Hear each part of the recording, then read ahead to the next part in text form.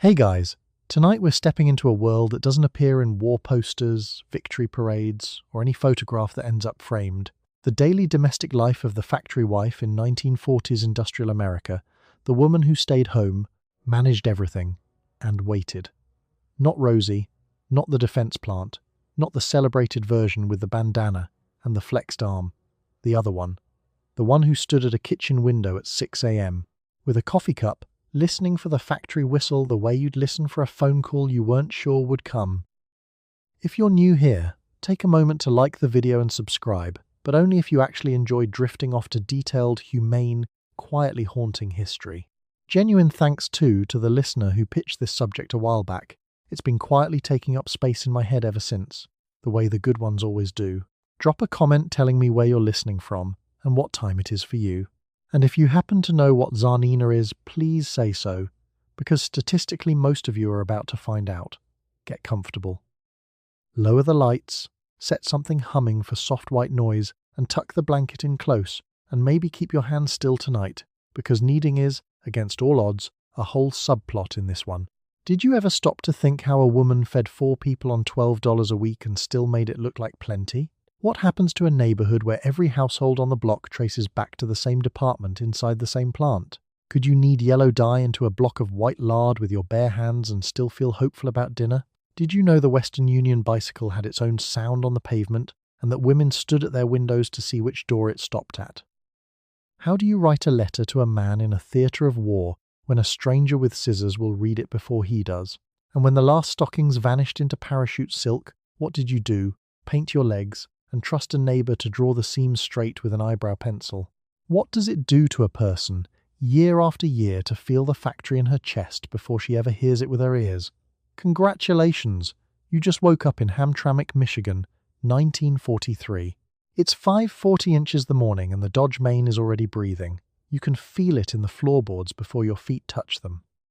Your husband is pulling on his second shirt in the dark, the one with the turned collar, worn side in. Good luck. You are awake before the whistle, which means you are awake before the rest of the city has agreed it is morning. Your husband's shift starts at 6, so the coffee has to be hot, the lunch pail has to be packed, and the man has to be moved from the bed to the door inside a window of about 40 minutes. You work backward from the whistle the way other households work backward from a train. The whistle does not wait for anyone. By long arrangement, neither do you. The kitchen is the first room that matters.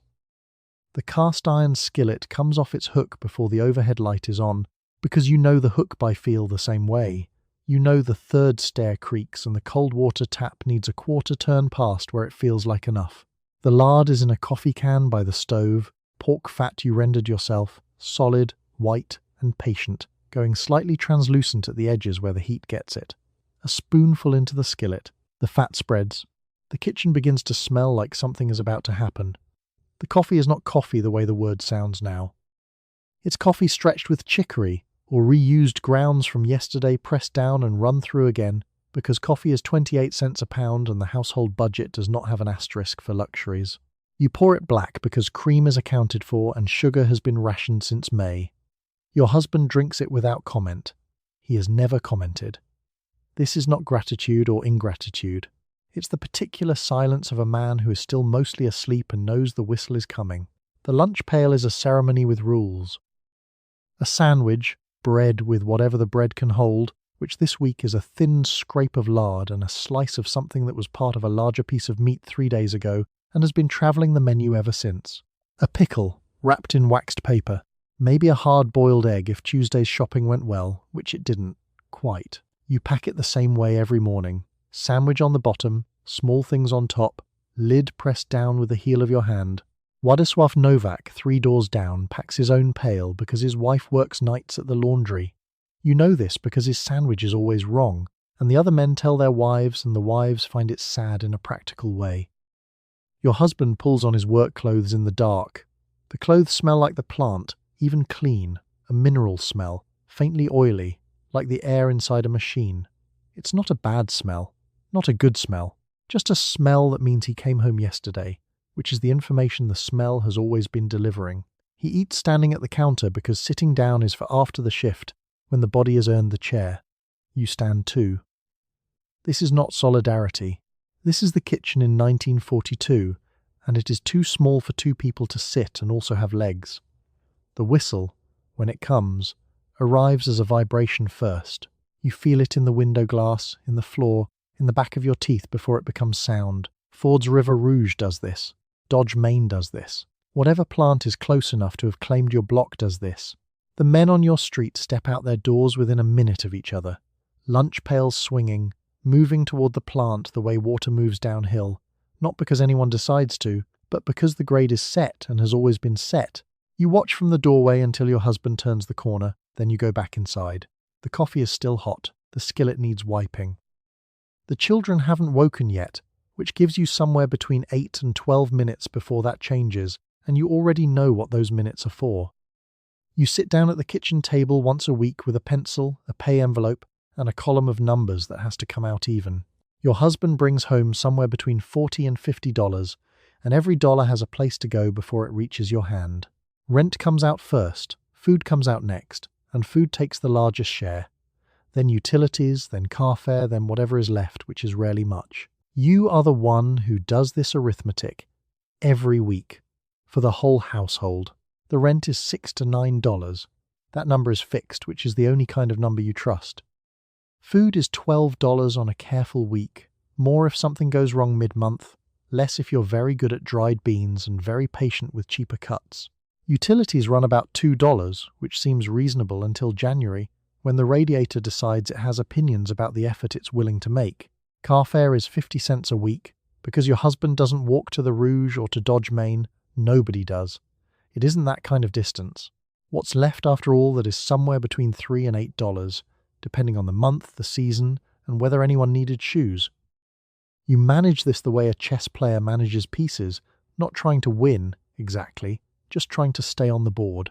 The corner grocer, a man named Stosh or Kowalski, or sometimes just the grocer, extends credit through the last few days before payday because he knows your husband, knows which line he works, and knows to the day when the envelope arrives. It's basically a Klarna installment plan, except the algorithm has a face and occasionally asks about your mother. The budget categories that matter most don't appear in the column at all. The broken sole you resole yourself with a kit from Woolworths.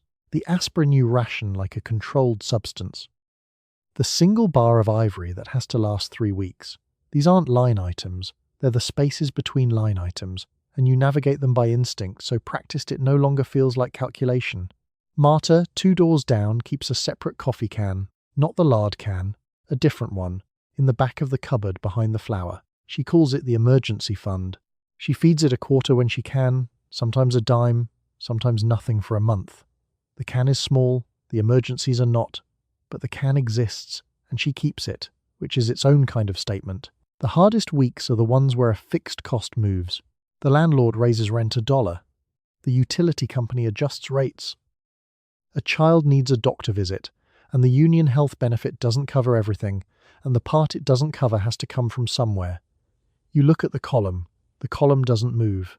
You move instead, you put back the canned tomatoes, you stretch the ham bone another day, you make a soup so thin, pale and frugal it has almost no memory of ever being meat. There's a phrase the women on the block use, making do. It sounds like a resignation. It isn't. You know it the way your husband knows his station on the line, by repetition, by consequence, by the specific cost of getting it wrong. You know by Thursday which grocer will carry you to payday and which one goes quiet at the counter. You learn that one the hard way, exactly once. Some weeks the column comes out even, and you feel something adjacent to satisfaction, not triumph, not relief, exactly. More like the quiet, particular pleasure of a thing done correctly under conditions designed to make it difficult. The pencil goes back in the drawer, the envelope is folded, the week begins. You shop for groceries the way you manage a small line of credit, because that is exactly what it is. The man behind the counter knows your name, knows your husband's name, and knows precisely which day the pay envelope comes home. So when you are short on a Thursday, he writes the amount in a notebook he keeps by the register, and you settle on Friday. There is no contract. There is only the notebook, the counter, and the standing understanding that you do not let the number get too large. The grocer's name is Stosh, or Kowalski, or Martucci, depending on the block, and he's been extending this same arrangement to your mother, and probably your mother's mother. It's a line of credit run entirely on memory and proximity. No application, no interest, just a man who attended your wedding and would gently mention the notebook at your husband's funeral if you ever let it get out of hand. You don't ask for the credit. You don't apply. You stand at the counter with your list and he reads your face, and that's the system. The list comes first. You write it in pencil because pencil can be erased and rewritten when the arithmetic doesn't work, which it frequently doesn't. Dried beans are cheap enough that they appear every week without negotiation. Navy beans, pinto beans, sometimes limers if the price is good. You soak them overnight in a ceramic bowl, and by morning the kitchen smells like something between a granary and a very patient decision. They cook all day. They cost almost nothing. They have the caloric density of a commitment and the flavour of whatever fat you cooked them in, which is lard from the coffee can by the stove, rendered from the last pork shoulder and kept at room temperature because the Depression taught you that fat is infrastructure. Meat is the negotiation. A family of 4 gets 48 red points a month from the OPA ration book, and those points cover meat, butter and fats combined, which means every purchase is a small act of strategy. You get roughly £1 of butter per person per month. The butter is for the children's bread and for the husband's eggs on Sunday, and what's left after that is not much. The margarine fills the gap. It arrives as a white block, the colour of something that hasn't decided what it wants to be yet, with a small capsule of yellow dye tucked alongside it in the wrapper. You break the capsule into the block and knead it by hand until the colour distributes evenly, which takes longer than it should and leaves your palms faintly orange. The dairy lobby made sure it came white on purpose, so it couldn't pass itself off as the real thing. The result is something that looks approximately like butter and tastes like a sincere attempt. Nobody says this out loud. You put it on the table and move on. Mrs. Grabowski 2 doors down knows a butcher on the far side of Hamtramck who is occasionally lenient about his point calculations. She tells you this at the parish hall on a Tuesday, quietly, the way you'd share information about a doctor who doesn't ask too many questions. You file it. The parish hall runs on this kind of intelligence. Which shop is short weighing? Which shop is running a sale on chuck? Which shop will look the other way on a blue point item if you're a known customer? It is basically a neighbourhood Facebook group, except the priest is in the next room and nobody has yet invented a way to leave a 1-star review. A woman named Irene Shapinsky runs the exchange with the efficiency of someone who has been doing this since well before it was necessary. She stands near the coffee urn with her coat still on, dispensing information in a flat voice. Pork shoulder, Zielinski's, Thursday only, don't tell his wife you heard it from here. She hands you a cup of coffee with the seriousness of a field surgeon administering morphine. You drink it. You write nothing down. You remember everything. The blue points are for canned goods, and you spend them the way you spend everything else, carefully and slightly resentfully. Canned tomatoes last. Canned corn lasts. Canned peas have no opinions and also no flavour, but they fill the plate and keep the children from commenting on the beans again. You keep a running tally in your head of what's left in the book versus what's left in the month. By the 22nd, you're recalculating. By the 28th, you're making soup out of things that are technically not soup ingredients. It works. You don't tell anyone how it works. You are handed a small booklet of stamps and told that this, now, is how food works. Red points buy meat and butter and fat. Blue points buy what comes in cans.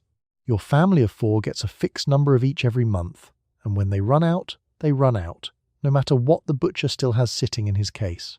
You learn to plan meals not around what you want, or even around what you can afford, but around what you have the points left to permit. The points do not roll over. 48 red, 48 blue, per month, per family. Split across 4 people, across 30 days, across every meal that requires either fat or a can of tomatoes. It is, in practice, a mobile game energy system, except running out doesn't pause your progress. It pauses dinner.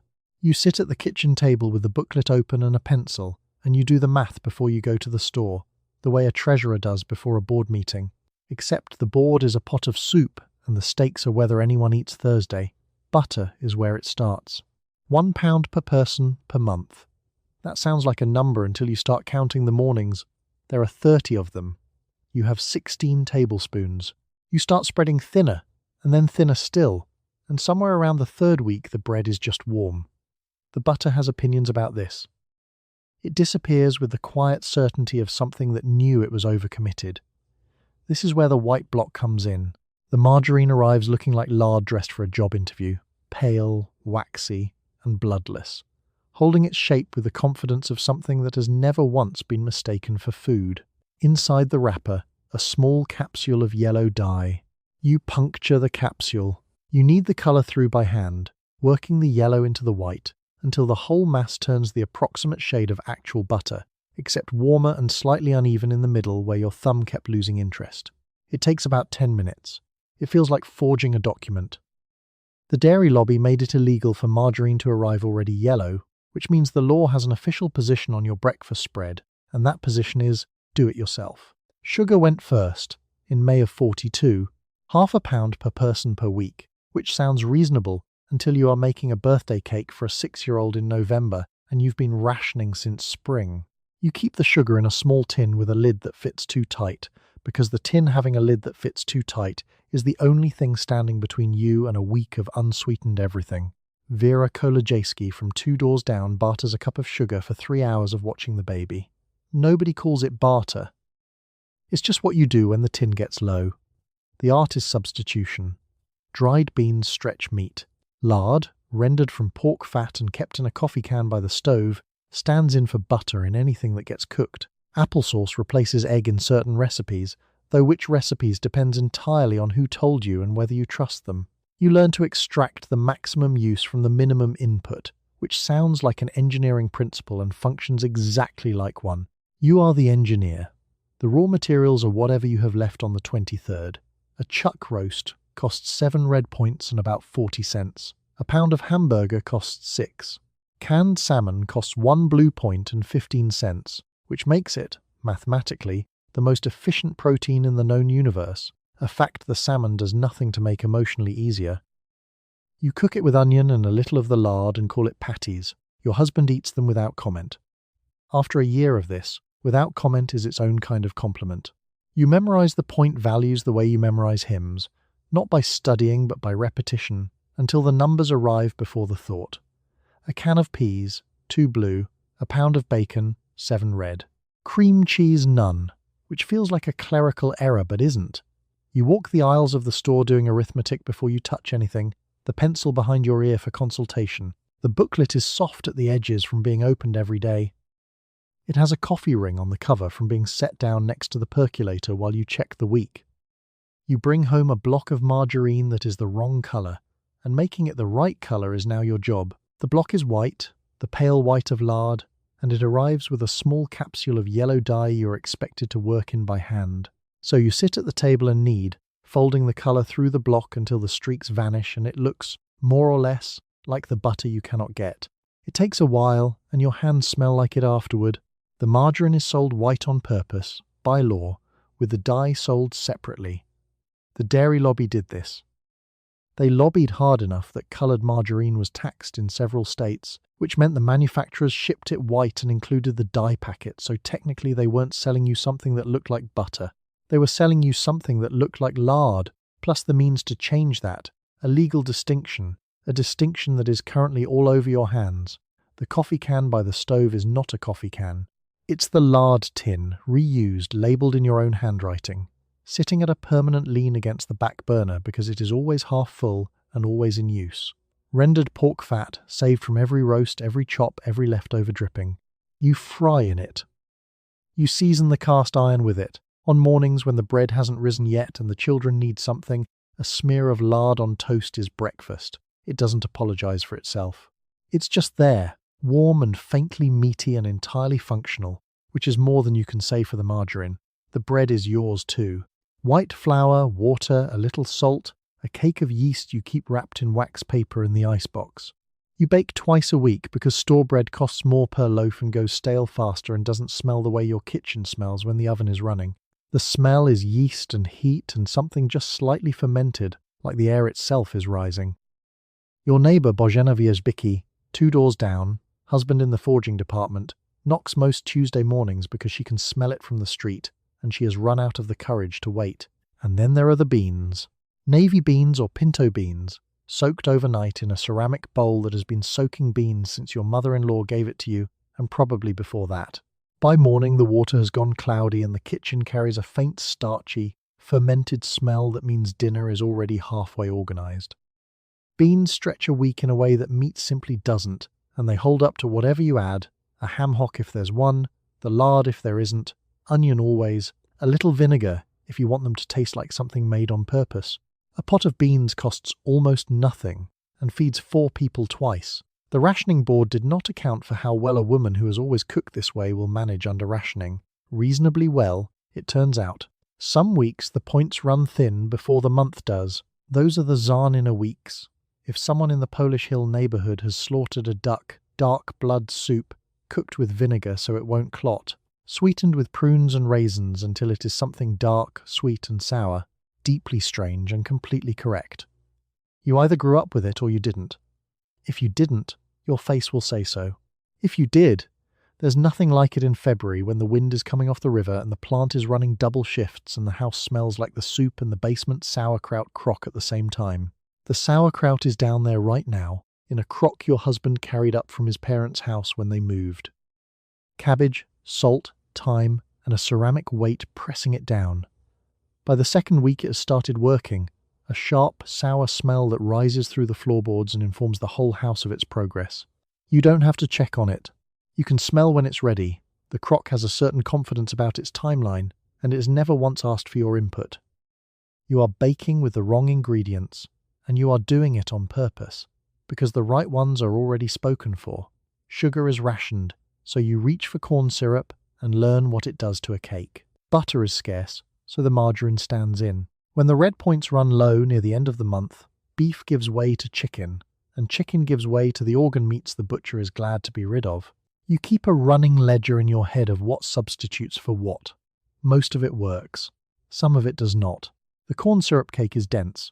It doesn't toast the way a sugar cake does. It stays pale and a little sticky, like it hasn't quite committed to being a cake yet. You eat it anyway, because no one in this house leaves a cake half-eaten when the alternative is no cake. The kids don't complain. They don't know what they're missing. This is, in its way, a gift. Organ meats come next. The butcher on Chain Street keeps them in the back and prices them low, because most of his regular customers treat them as evidence of something going wrong. You treat them as Tuesday. Liver gets fried hard in the lard tin's remnants with onions until the onions are soft and the liver stops looking like what it is. Heart gets braised low for 2 hours with a bay leaf and comes out dark, tender, and faintly metallic, tasting mostly of the broth and only a little of the animal.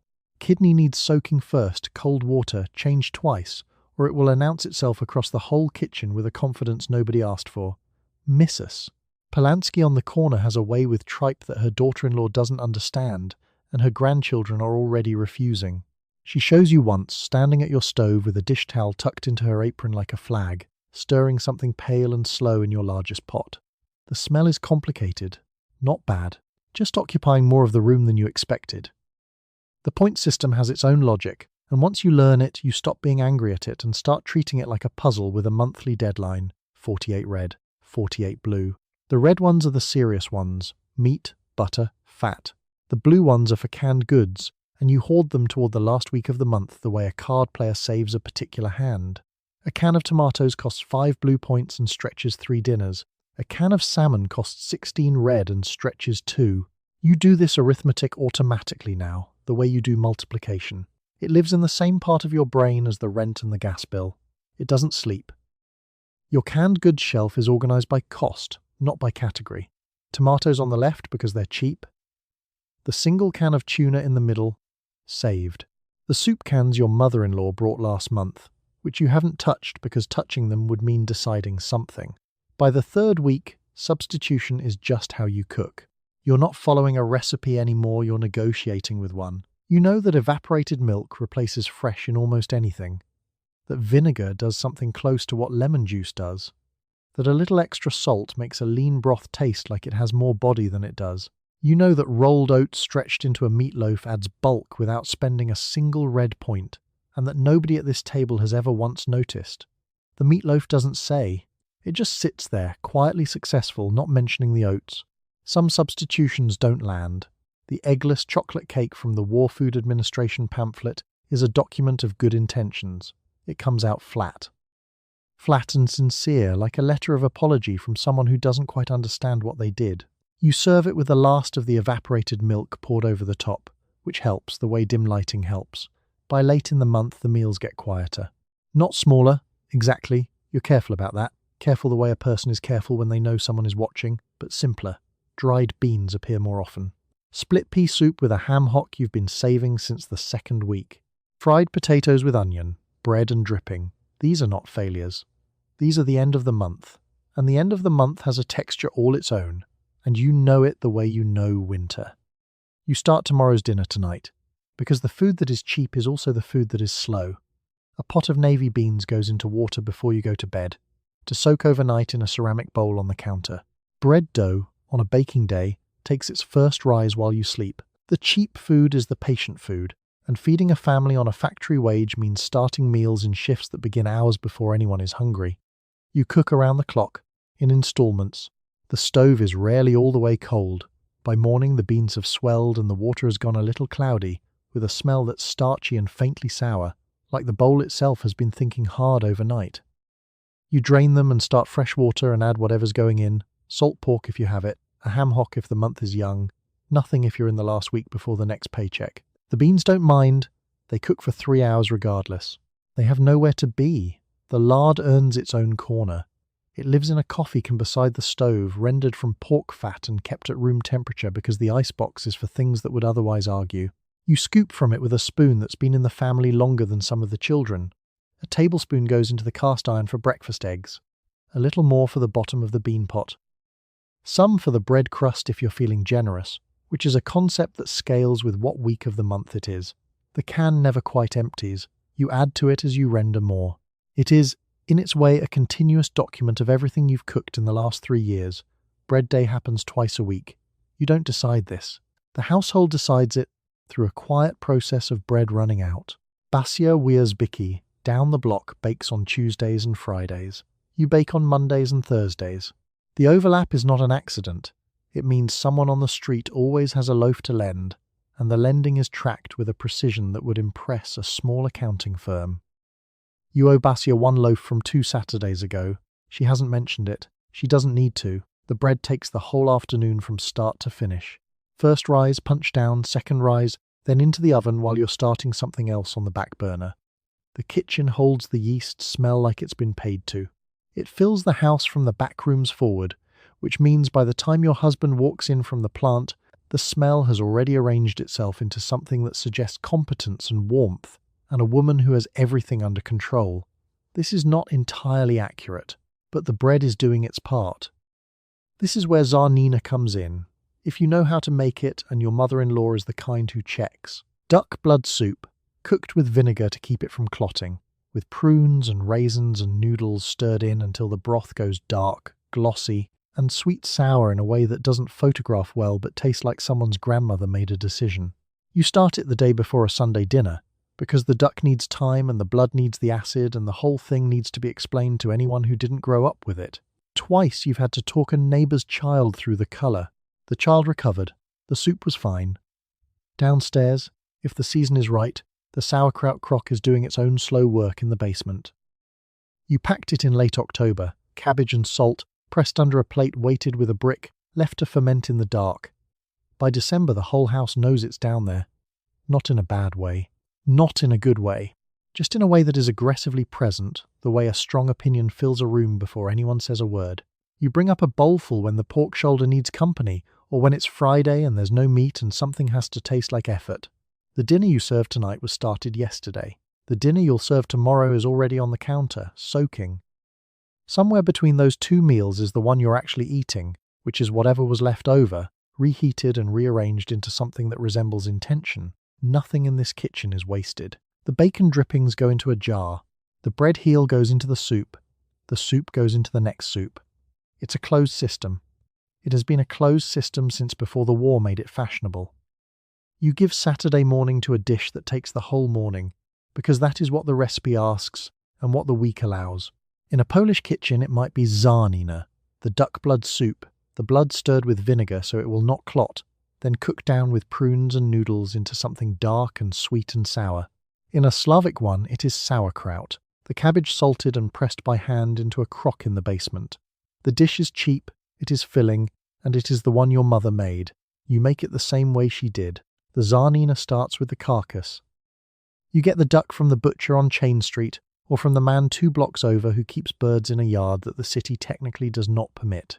The blood comes in a jar, already stirred with a splash of vinegar so it won't seize before you need it. You set the carcass to boil with an onion and a bay leaf while you pit the prunes, and the kitchen fills with a smell that is neither sweet nor savoury but both at once, insistently.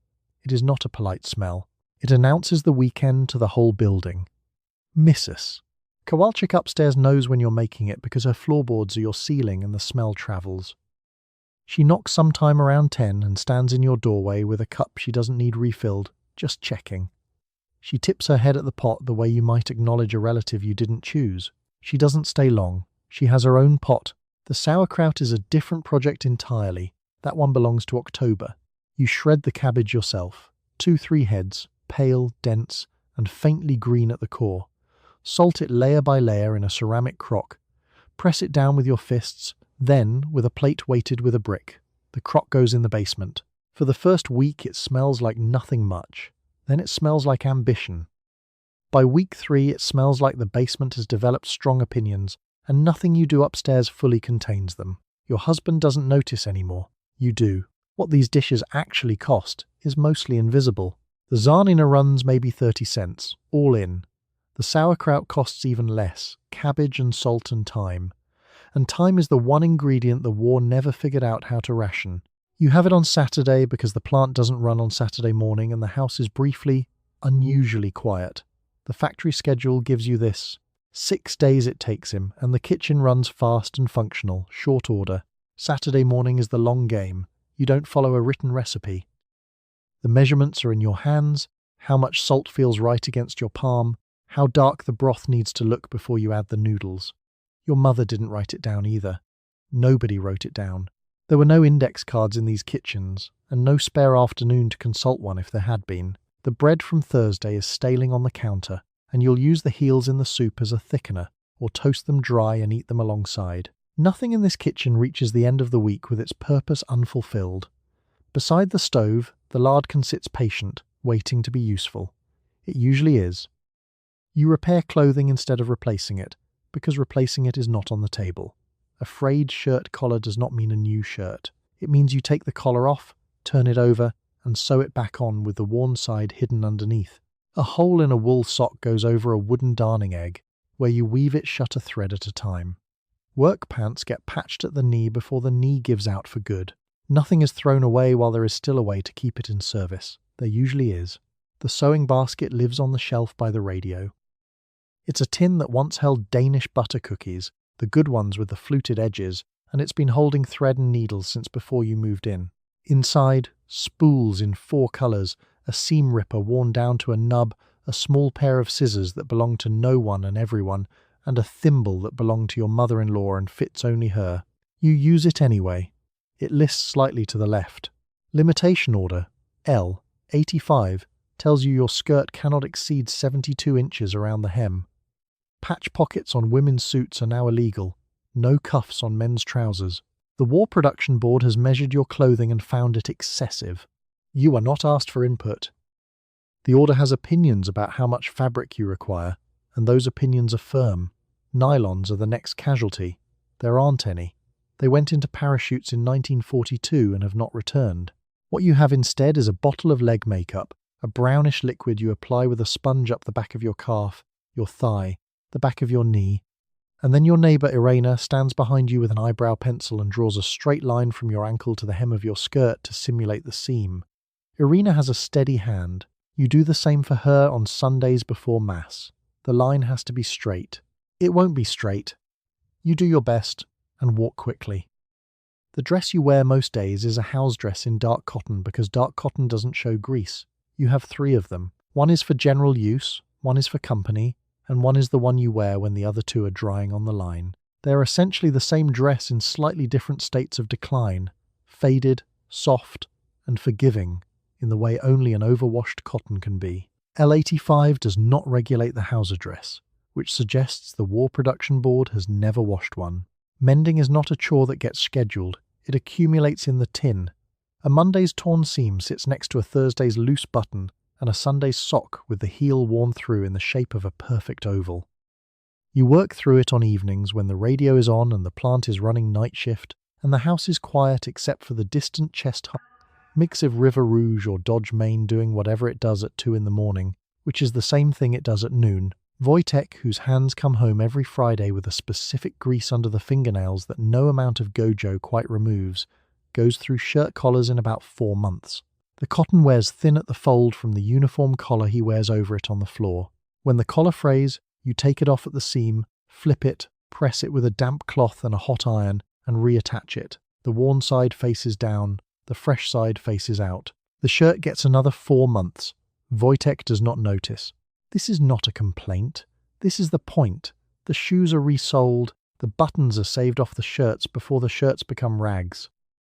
The rags become cleaning cloths and then potholders and then eventually something you can't identify anymore but which still has some use in it. Nothing quite reaches the end of its utility without being converted into the beginning of something else's. The button jar alone could outlast the house. It rattles on the second shelf every time the streetcar goes by, keeping its own small inventory. You get your legs ready for church without any stockings, because there are no stockings to be had. The nylon went into parachutes, and what is left in the stores is not worth the points. So you reach for a bottle of liquid leg makeup and a small sponge, and you paint your legs the colour the stockings would have been. Then comes the hard part, which is the seam. Real stockings have a line up the back, so you have a friend draw one on, freehand, with an eyebrow pencil, while you stand very still and hope her hand is steady. The friend is Watjia from 2 doors down, whose husband works the same shift as Wojtek but in the stamping department, which means she keeps slightly different hours and is reliably available on Sunday mornings. Watjia kneels on your kitchen linoleum with the eyebrow pencil held like a scalpel, squinting at the back of your left calf with the seriousness of a woman correcting important paperwork. She does a very good job. Mostly. The finished effect, when you stand back and look in the hall mirror, is about 80% convincing. The colour is right. The line is right. The problem is that you know, and Wadja knows, and the neighbour across the street with the good eyesight definitely knows. You go to church anyway.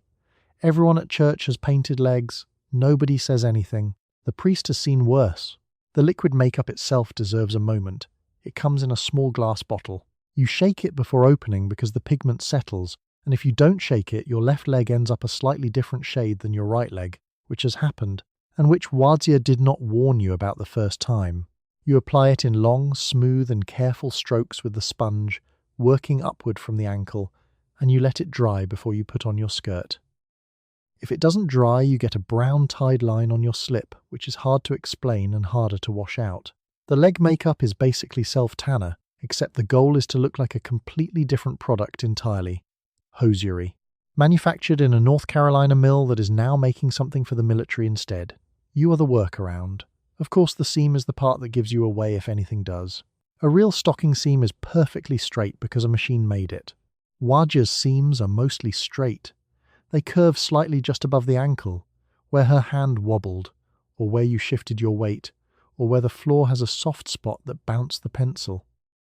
You've stopped looking at it that closely. You've made your piece with slightly curved. The whole operation takes about 20 minutes, assuming Wadzia arrives on time and the bottle hasn't dried out. If the bottle has dried out, you add a small amount of water and shake it very hard and hope for the best, and the result is streaky, and you wear your longer skirt, which Limitation Order L, 85, has already decided can be no more than 72 inches around. The skirt does not comment on the streaks, it just hangs there, covering the evidence. By the time you leave for church, you have painted legs, a corrected seam, a cloth coat brushed clean of the week's dust, and gloves that are holding together at the seams with your own stitching. You look from a reasonable distance entirely put together. Up close there are details. There are always details. But nobody at church is standing that close, and if they are, they have their own details. You go to buy a skirt and discover that the government now has opinions about its dimensions. There is an order, Limitation Order L85, that decides how much fabric a civilian is permitted to wear. Your skirt may not measure more than 72 inches around the hem. Your suit jacket may not have patch pockets. Your husband's next trousers will arrive without cuffs. The fabric saved this way goes to uniforms, and the rules are not suggestions. You learn the limits the way you learn the ration points, because both are simply the shape of the day now. The woman at the dry goods counter, Mrs. Debchak, has already adjusted. She keeps a tape measure on the counter and uses it without ceremony, the way a pharmacist counts pills. She doesn't apologize. You don't ask her to. The skirt you're looking at is a dark wool blend, narrow through the hips, and she lays the tape around the hem flat on the glass counter and reads off 68 inches before you've said a word. It fits inside the order. She folds it back without drama. The tape measure has an opinion and it has already given it. 72 inches is not nothing. You can still move. You can still climb 3 porch steps without choreographing the approach. But the silhouette has changed. The easy swing of fabric below the knee is gone, replaced by something narrow, plain, and deliberate, the way a sentence reads when someone has removed all the adjectives. The dress follows your legs instead of suggesting them politely from a distance. You adapt. The word is always adapt. The patch pocket band is the one that still makes you pause if you think about it too long, which you mostly don't. A patch pocket is a scrap of fabric sewn onto the outside of a jacket. It's decorative. It holds a handkerchief and a streetcar token and not much else. The War Production Board decided the scrap could be better used, and so it was. And now your jacket has a flat front where the pocket was, smooth as a sentence with the conclusion removed. You keep the streetcar token in your coat lining instead. There's a small tear in the lining where the token lives. The tear has been there since October. Mending is not new to you. Nothing about this is new exactly. It's more that the war has given your existing habits an official name and a rationale. You've been turning shirt collars since the Depression, removing the collar, reversing it so the worn side faces in, and reattaching it with the good side showing. Your neighbour Helena does the same, and her husband works in the same department as yours, and they've never once discussed it, because it's not a discussion, it's just what you do with a shirt when it starts to go. The war said this was patriotism. You'd been doing it because it was Tuesday. The men's trouser cuff is its own small domestic event.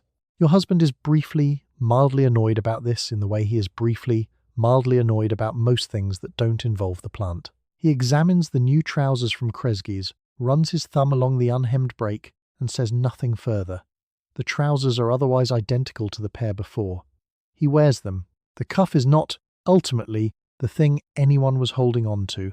What you're actually holding on to is the coat. The good wool coat, dark navy, purchased in 1938, brushed after every wearing, stored in August with cedar blocks that you replace each year. The coat is outside the order's jurisdiction. It predates the order, and it still fits, and as long as it fits, it will be worn. You've let it out once at the seams and you have approximately one more letting out left before there is nothing left to give. After that, the coat becomes a different problem. You don't think about after that. You give a full day to the laundry, because the laundry takes a full day to give. There is no machine that does this for you, or if there is, it is a wringer washer that does half of it and leaves the other half to you. Water has to be heated. Clothes have to be scrubbed, fed through the wringer one piece at a time, rinsed, wrung again, and hung. Sheets are heavy when they are wet and heavier when you are tired. Wash day is not a chore among other chores. It is the chore that owns the day. You start with the whites. This is the rule, and the rule is older than you and will outlast you. Shirts first, then underthings, then the work clothes, darkest last. The order matters because the water matters, and the water is not free, not in money, but in effort, which is the same thing. You've heated it on the stove in the biggest pot you have, and that pot has opinions about being moved. You tip it into the tub with both hands and something in your lower back registers its dissatisfaction immediately. The wringer is a 2-roller metal device bolted to the tub's edge that will feed laundry through on your command and occasionally pinch a finger with the calm, certain, and unhurried manner of something that has done this before and will do it again. It could rent itself out as a small industrial accident and has, on at least one Tuesday, come close. You feed a shirt in at the top. The rollers catch it and flatten it into a wet ribbon, water streaming back into the tub in a thin sheet. You catch the shirt on the other side. This takes both hands. Everything takes both hands today. The work clothes go in last, and they come out grey regardless. Your husband's trousers carry the week inside them, machine grease and sweat and something metallic that doesn't have a name but doesn't come out either. Not fully, not ever. Esther Kowalczyk, 2 doors down, says her husband's shirts turned a permanent yellow at the collar after 3 years on the line, and you believe her, because yours are going the same way, and no amount of scrubbing changes the direction of travel. The collar is the collar. The collar has made its decision. Hanging takes time you don't have, and space you don't have either. In summer, the line-out back handles most of it, and the sheets go up white and come down, smelling like whatever the wind brought, which is sometimes grass and sometimes the plant, depending on which way it's blowing. The plant wins most days. The sheets come in carrying a faint metallic edge, the same smell that lives in your husband's hair when he comes off shift. You make the bed, and the bed smells like the factory at 10 removes. In winter, you string rope across the kitchen and the front room, and the whole apartment becomes a wet cotton maze. A sheet draped over the rope droops low enough to brush the top of your head if you forget it's there, which you do because you are tired. The windows fog. The floor near the stove goes damp. The children have learned to duck without being told. It's a life skill they've developed without asking for it. Missus Pietrowski from the 3rd floor comes down around noon to use your wringer, because hers threw a roller last week, and her landlord is taking his time about it, which is to say, he will not fix it. She brings her own soap and a covered plate of something that turns out to be leftover golabki, which is a gift of real standing, and you accept it without ceremony because that's how these things work. She feeds her sheets through the wringer and you hang them alongside yours, and for an hour the kitchen is 2 people's worth of steam and the conversation moves the way it always does. Children, prices, the butcher on chain, who still sometimes has chuck roast if you get there before 9, which boy from the parish hall they heard was wounded and where. You don't discuss the fear directly. You discuss the practical things around it, and the fear is there in the room the same way the steam is present, warm, making it slightly harder to breathe than it should be. You live in a trailer that was built in a hurry, and you share it with more people than it was built to hold. There is your husband, there are the children, and there is often a boarder besides, a man who works a different shift at the same plant and needs a bed for the hours you are not using one. The trailer is 2 rooms, if you are lucky. In a Michigan January it holds the cold like a held breath. In July it climbs past 90 inside. You manage the space the way you manage everything else here, which is by the hour. Willow Run went up almost entirely in 1941 and 1942, which means the houses weren't built so much as produced. Ford was making B-24 bombers down the road at a rate that genuinely alarmed the German high command, and the 30,000 workers who showed up to make them needed somewhere to sleep. The answer was trailers, prefab units, converted anything. The infrastructure arrived about 6 months after the people did, which is the sequence you'd expect if the people weren't a consideration, which mostly they weren't. January in the trailer is not cold the way a house is cold, where the draft comes under a specific door and you know the door. The trailer is cold everywhere at once, a deep, flat and relentless cold that starts in the floor and works upward. Your feet go first, then your knees. You dress the children in layers before they've finished sleeping, adding wool over the pajamas without waking them fully, because a child who wakes fully wants breakfast and there's no heat yet for the stove. You are functioning at this point on about 4 hours of sleep and a level of determination that would, in other contexts, be described as alarming. Summer is worse. The trailer sits in the sun and accepts it. 90 degrees by 9 in the morning, and then it climbs. You wedge the door open with a shoe. The shoe belongs to whoever can be identified as having the smallest claim on it. A wet cloth over the window does something, though the something is hard to name precisely. Your boarder, Mr. Szymański, sleeps days after his night shift and has developed the ability to sleep through anything, including July, including the children, including the noise of you existing in the same 40 square feet. He has the focused unconsciousness of a man who has decided the world is optional until 4 p.m. The children are underfoot in the specific way children are underfoot when there is no yard, no block to release them into, no grandmother, 2 streets over to absorb the overflow. Willow Run's neighborhood was brand new, which meant it had no texture yet. No corner store that knew your name. No parish. No network of women who'd been trading information for a decade about lenient doctors and cheaper cuts and which shift ran late. You arrived here with your family and your husband's employment and very little else, and you built the rest from scratch, which is slow work when the scratch keeps moving. The space teaches you a specific kind of math. 2 adults, 2 children, 1 boarder, and 40 square feet of common area means you are always within arm's reach of someone who needs something. Privacy becomes a concept you hold theoretically, like continental Europe or a full night's sleep. You make room by scheduling rather than by distance.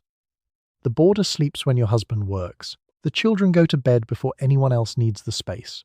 You stay up last and rise first, which means the 2 rooms are most fully yours somewhere around 5 a.m. in the dark, before the cold has fully released its position. There is a small comfort that the walls are thin enough to hear the neighbour's radio.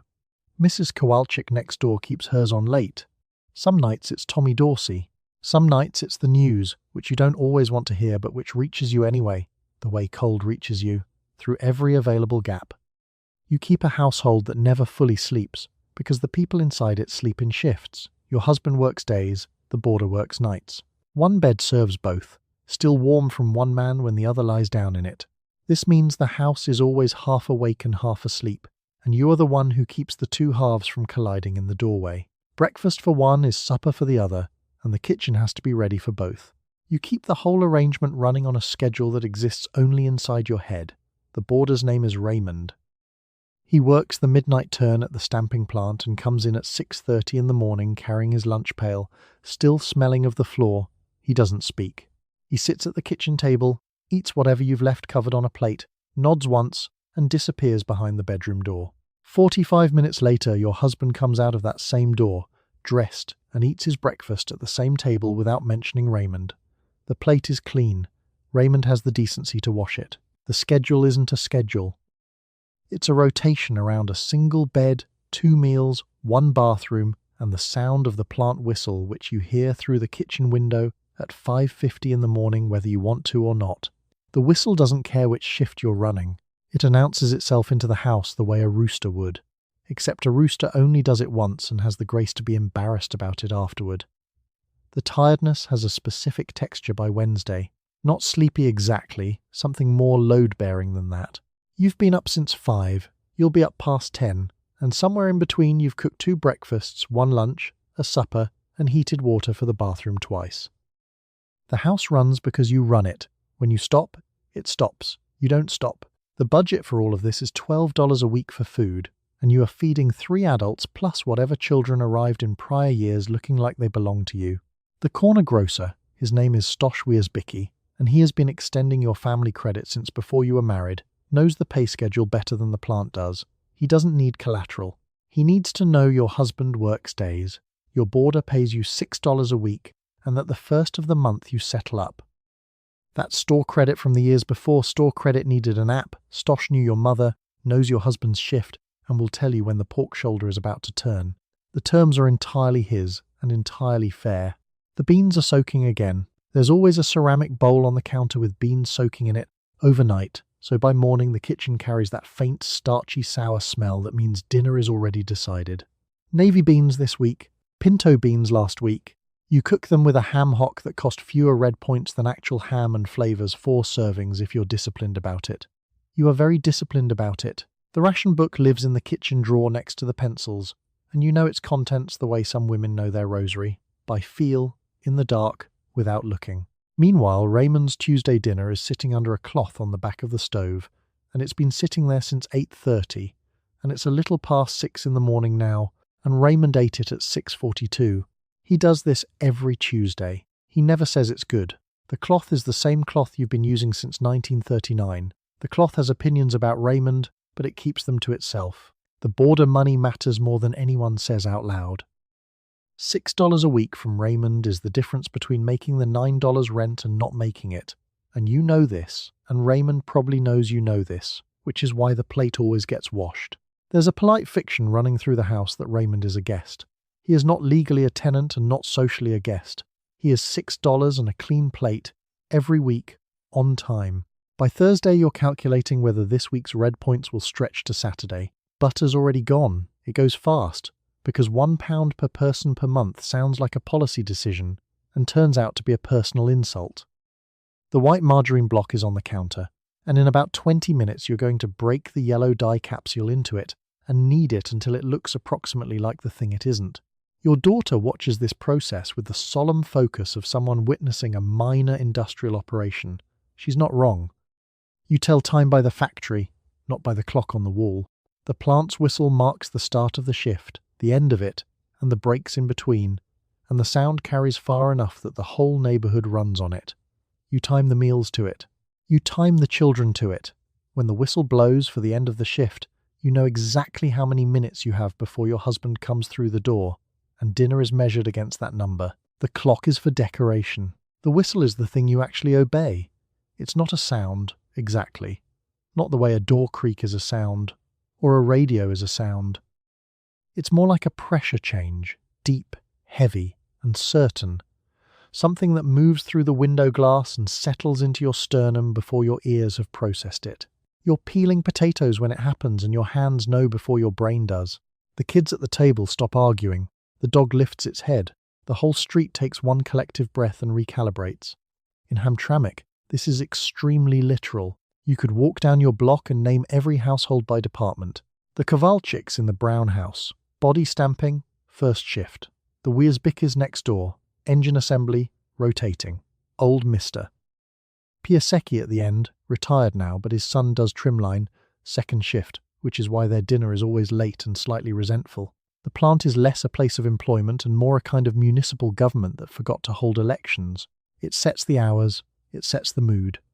On payday Fridays, the whole neighbourhood smells like kielbasa by 5 o'clock. Thursday is what this does to a day. It's not a day. It's a countdown. Your husband is on days this week, which means he leaves before 6 and comes back by 3:30, which means dinner has to be ready no later than 4, which means the beans you soaked overnight need to be on the stove by noon, which means the children need to be fed lunch before 11 so the kitchen is clear. Every hour runs into the next one like a math problem where the answer is always pot roast. You are not managing time. You are managing a sequence of obligations that happen to be arranged chronologically. Mrs. Brilska from across the street has a system you admire against your will. She keeps a handwritten card on the icebox with each shift time written out in columns, not her husband's shifts, everyone's shifts. Her husband, her brother-in-law 2 doors down, her oldest son at the parts supplier on Conant. She updates it in pencil every Sunday after Mass. It is functionally a spreadsheet. She would not know that word.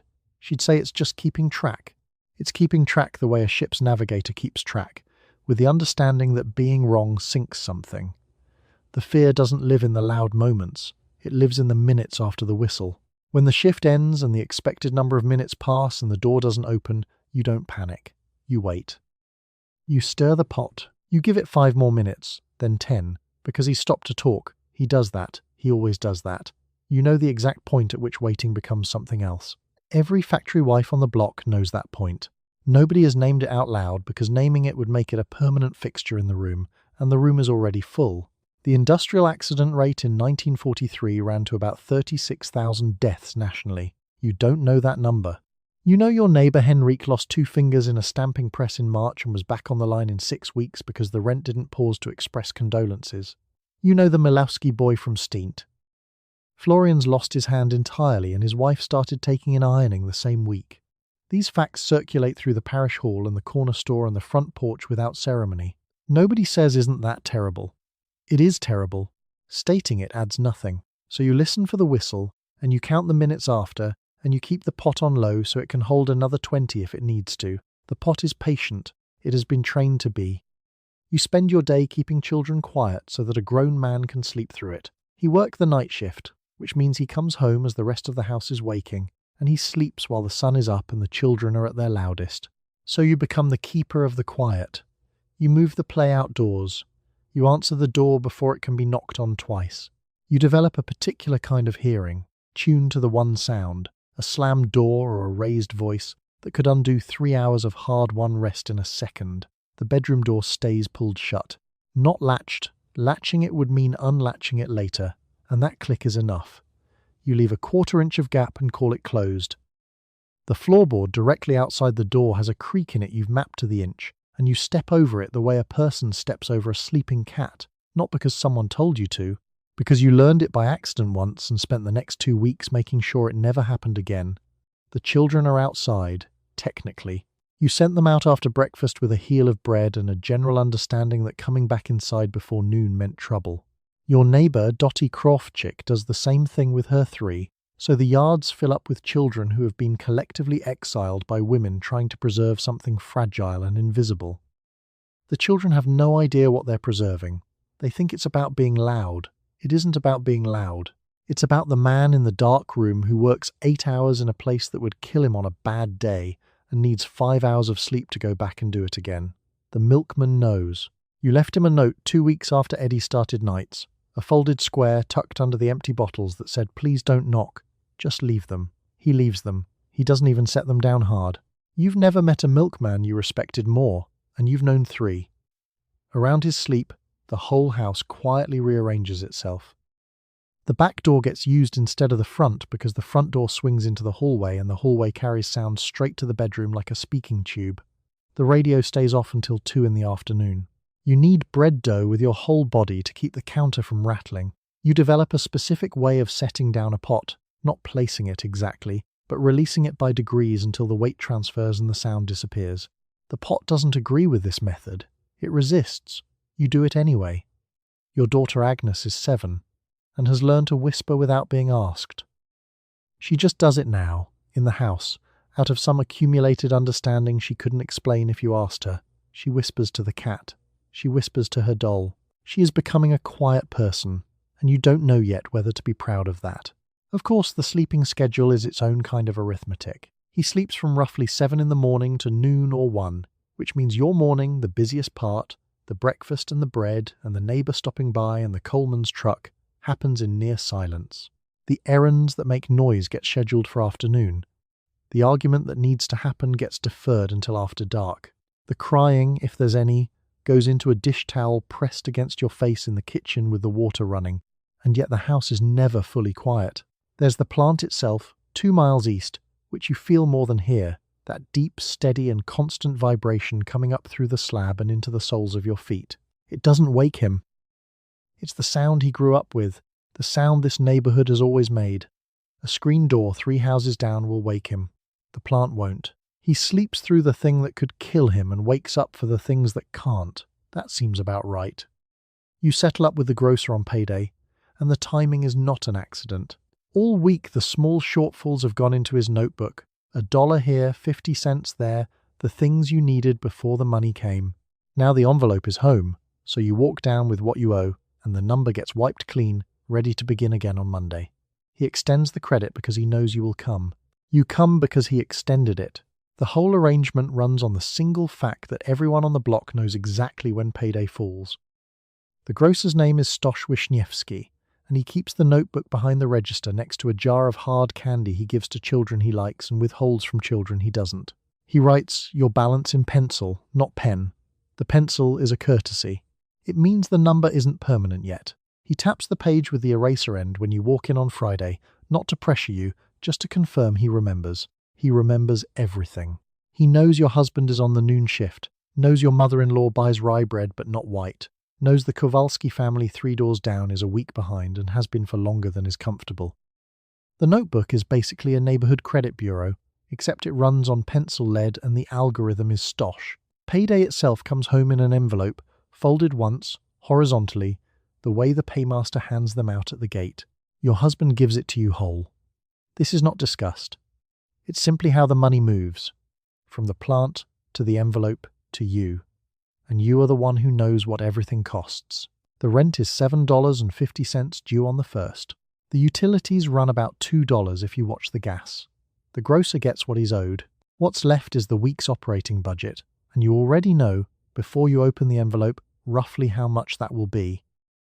You have been doing this arithmetic in your head since Monday. The OPA ration books sit in the kitchen drawer with the rubber bands and the spare buttons, and you treat them like a second currency, because they are. Red points for meat, butter and fats. Blue points for canned goods. 48 of each per person per month, which sounds like quite a lot until Thursday of the second week. You've planned the meals around the points the way a chess player plans 4 moves ahead, and you've still ended up on a Wednesday night serving beans because the red points ran out and the butter you have left is being held in reserve for your husband's lunch sandwiches. The points don't negotiate. They simply stop.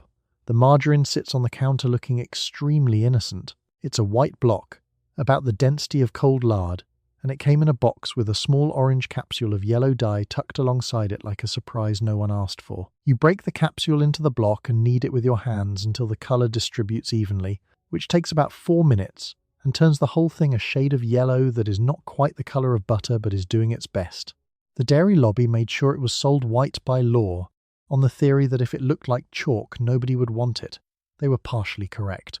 You want it anyway, because it's what's available, and your hands have done this enough times that you no longer think about it while you're doing it.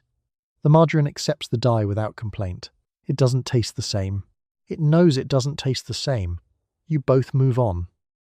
Payday also means the small negotiations at the butcher 2 blocks east, where the better cuts go to the women who arrive first and know which ones to ask for. Mrs. Hamtramck from the end of the street gets there at 7 in the morning. She has gotten there at 7 in the morning since 1938. You are not Mrs. Hamtramck. You arrive when you can, which is after Agnes is in school and the baby has gone down, and you take what's left with the grace of someone who has learned that grace is cheaper than argument. The butcher weighs the pork shoulder and announces the red point cost with the flat effect of a man who has delivered bad news so many times it stopped being news. You count out the points and the cents. He wraps the meat in white paper and ties it with string. The string always seems slightly too long. By Friday evening, the week's accounts are closed. The grocer's notebook has a clean page waiting.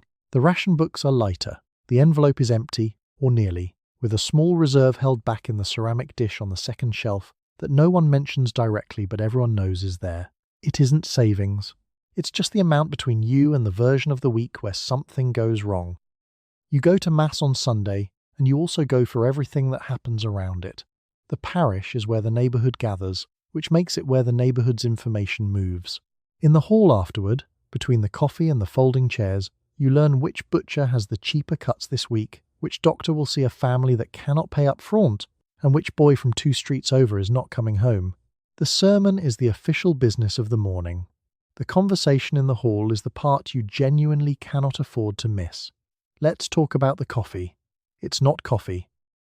It's the thinnest possible suggestion of coffee, weak, bitter and watery, stretched with chicory, until it tastes mostly like the memory of a coffee someone described to you once.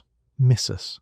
Kowalczyk pours it from an aluminum urn the size of a small child and hands you the cup with the seriousness of someone administering a sacrament. You take it. You hold it with both hands. The warmth is real even when the coffee isn't. The information moves fast in here. Faster than a telephone call, faster than a letter, and considerably faster than anything the newspaper will bother to print. Someone's cousin works a different shift at Dodge, Maine, and heard the foreman say a second line is starting in March. Someone else's husband came home last Tuesday with his left hand wrapped in a rag, and the word on that had made it around the block before he even got his boots off. You already know the rag was from his own shirt. You already knew before you sat down. This is where the doctors get sorted out.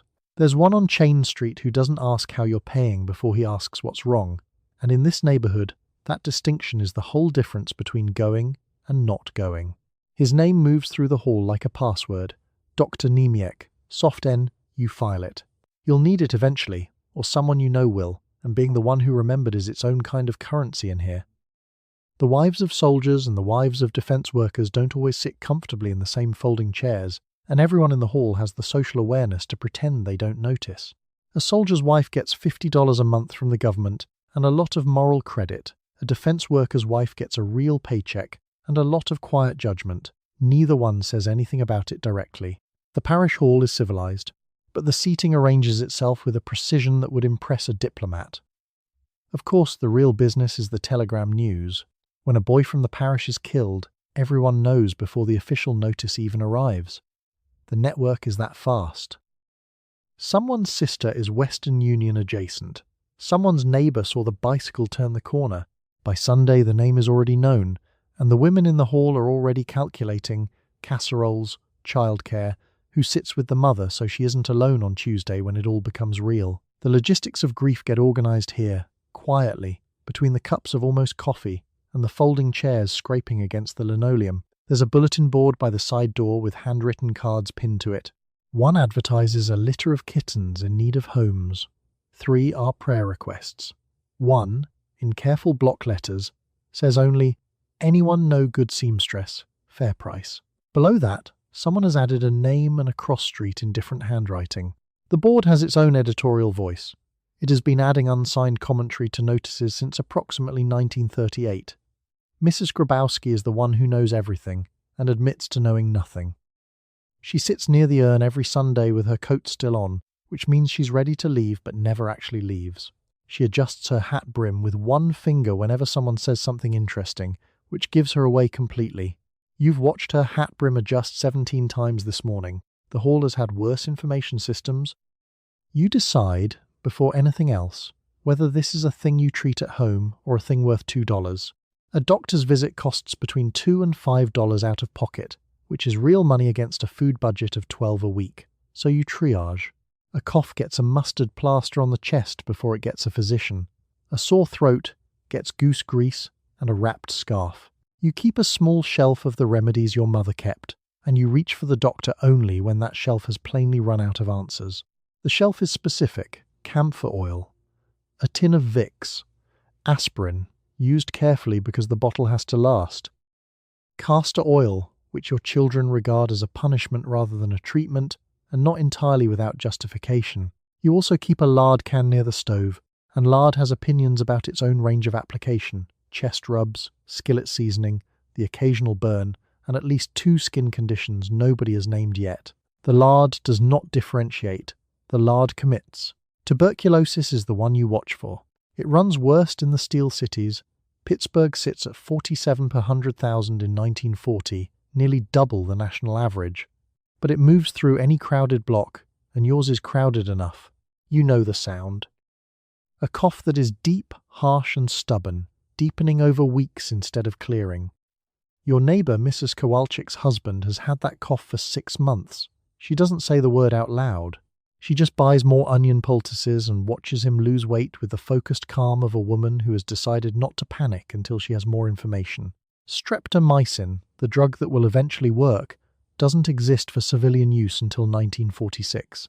It's 1943. The shelf holds what the shelf holds. A union card helps, if the local has a health plan, and some do by mid-decade. The United Auto Workers negotiates a sickness fund into a few contracts. Not full insurance, but something. You file the paperwork at a folding table in the union hall on a Tuesday. A woman named Irene stamps it with a force that suggests she has personal feelings about the form, and 3 weeks later a check arrives for $11 that covers half the bill and none of the follow-up. It's a partial answer. Most things are. Mrs. Grabowski earns her keep here too. She knows which doctor on Caniff Avenue sees patients on a sliding scale and which one charges full price but looks at your child for 30 seconds and writes a prescription without touching them. She knows because she has been asking this question on behalf of other women for 11 years. The information is passed quietly, not posted, nothing on the bulletin board for this. Because the good doctor has a waiting room that fills up fast, and generosity has a capacity. For the children, you watch their foreheads with your palm, the way your mother watched yours. A fever under 102 gets aspirin and liquids, and the blanket pulled up. A fever over 102 gets the $2. Penicillin doesn't reach civilian use until 1945, so a bad ear infection means a week of hot compresses and hoping. Sometimes, hoping is enough. Sometimes a child gets scarlet fever and recovers fully, and you don't tell anyone how frightened you were until much later. At a kitchen table, over coffee that's mostly chicory, and even then you tell it like a story that happened to someone else. Your husband's hands are a separate category of concern. Stamping press work does what it does. A man on your block lost 2 fingers on a Wednesday afternoon and was back at the table for supper on Thursday, which tells you something about how these things get absorbed. His wife, Basia, cleaned and wrapped the hand herself. She'd watched her own mother do this kind of work, and described the whole business to you later with the matter-of-fact briskness of a woman reporting a delayed streetcar. The fingers don't come back. You move forward. The plant doesn't pause. You watch the neighbourhood for the cough that does not go away, because in these streets it can mean something serious. Tuberculosis moves through overcrowded blocks, and the blocks here are overcrowded by any measure. The drug that will finally treat it is still years from the corner druggist. So you do the prevention you can. You keep the children away from the family 3 doors down where someone has been coughing for a month. You air the rooms when the weather allows. You note, quietly, who has been losing weight. It is not nerves. It is arithmetic about a small apartment. In the steel cities, the rate is worse. Pittsburgh runs to 47 deaths per 100,000, nearly double the national average. Detroit isn't Pittsburgh, but a packed block is a packed block, and the auto neighborhoods keep their own version of the same arithmetic. You know it the way you know the weather, not from a newspaper, but from watching who goes in and who doesn't come back out. Your neighbour Władysława lost her older brother to it in 1938. She mentions it the same way she mentions the rent. Flat. Already integrated. Treatment, when you can find it, isn't a prescription. It's a sanatorium bed, if you can get one, and a sanatorium bed takes money you don't have, a connection you may not have, and a wait that doesn't care about your schedule. The county facility has a list. The list is long. The list does not move quickly. So what you actually do is feed the sick person the most you can afford and hope the body is stubborn. Often the body is stubborn. Sometimes it isn't, and you know which one it was by how the widow looks in the pew on Sunday morning. Streptomycin, which will finally give the doctors something real to say to a TB patient, won't be available until 1946. Penicillin for the general civilian population comes in 1945. Right now it's 1943, and right now the medicine cabinet holds aspirin, camphor salve, and whatever Mrs. Kowalczyk recommended after Mass. Mrs. Kowalczyk is 71, has raised 9 children, and delivers her opinions about mustard plasters in a voice that is calm, certain, and faintly amused, with the gravity of a cardiologist. You write them down on the inside cover of your ration book. The ration book has more medical notes than available points. The children are the thing you watch most carefully. A cough that arrives in October and is still there in December is not a cough you explain away. You press the back of your hand to a forehead the way other people check the weather, involuntary, constant, already part of the gesture of walking past the bedroom door. When the fever spikes, you boil water and make a tent over the child's head with a dish towel and a bowl of eucalyptus steam. The steam smells like the inside of a lozenge tin. The child does not enjoy the tent. The tent does not care. The parish network tells you things the doctor won't always say out loud. Dr. Niemiec on Caniff Avenue is lenient about fees when he knows the husband is on the line. He doesn't advertise this. He doesn't need to. His name passes between women in the vestibule after the 9 o'clock Mass the way a good recipe does, quietly, with the understanding that you don't exhaust the supply. You have his address memorized. You've never needed it yet. You keep it anyway. There's a particular quality to the vigilance. It doesn't announce itself. It looks like normal life from the outside, a woman taking in laundry, pausing to watch the street, then continuing. What she's actually tracking is whether the Dombrowski girl is at school this morning, because she wasn't there Tuesday, and the week before she looked thin at the fence, not accused of anything, not confirmed as anything, just watched. None of it gets written down anywhere. It shows up instead in who you walk your children past a little faster and whose back step you leave a covered bowl of soup on without knocking.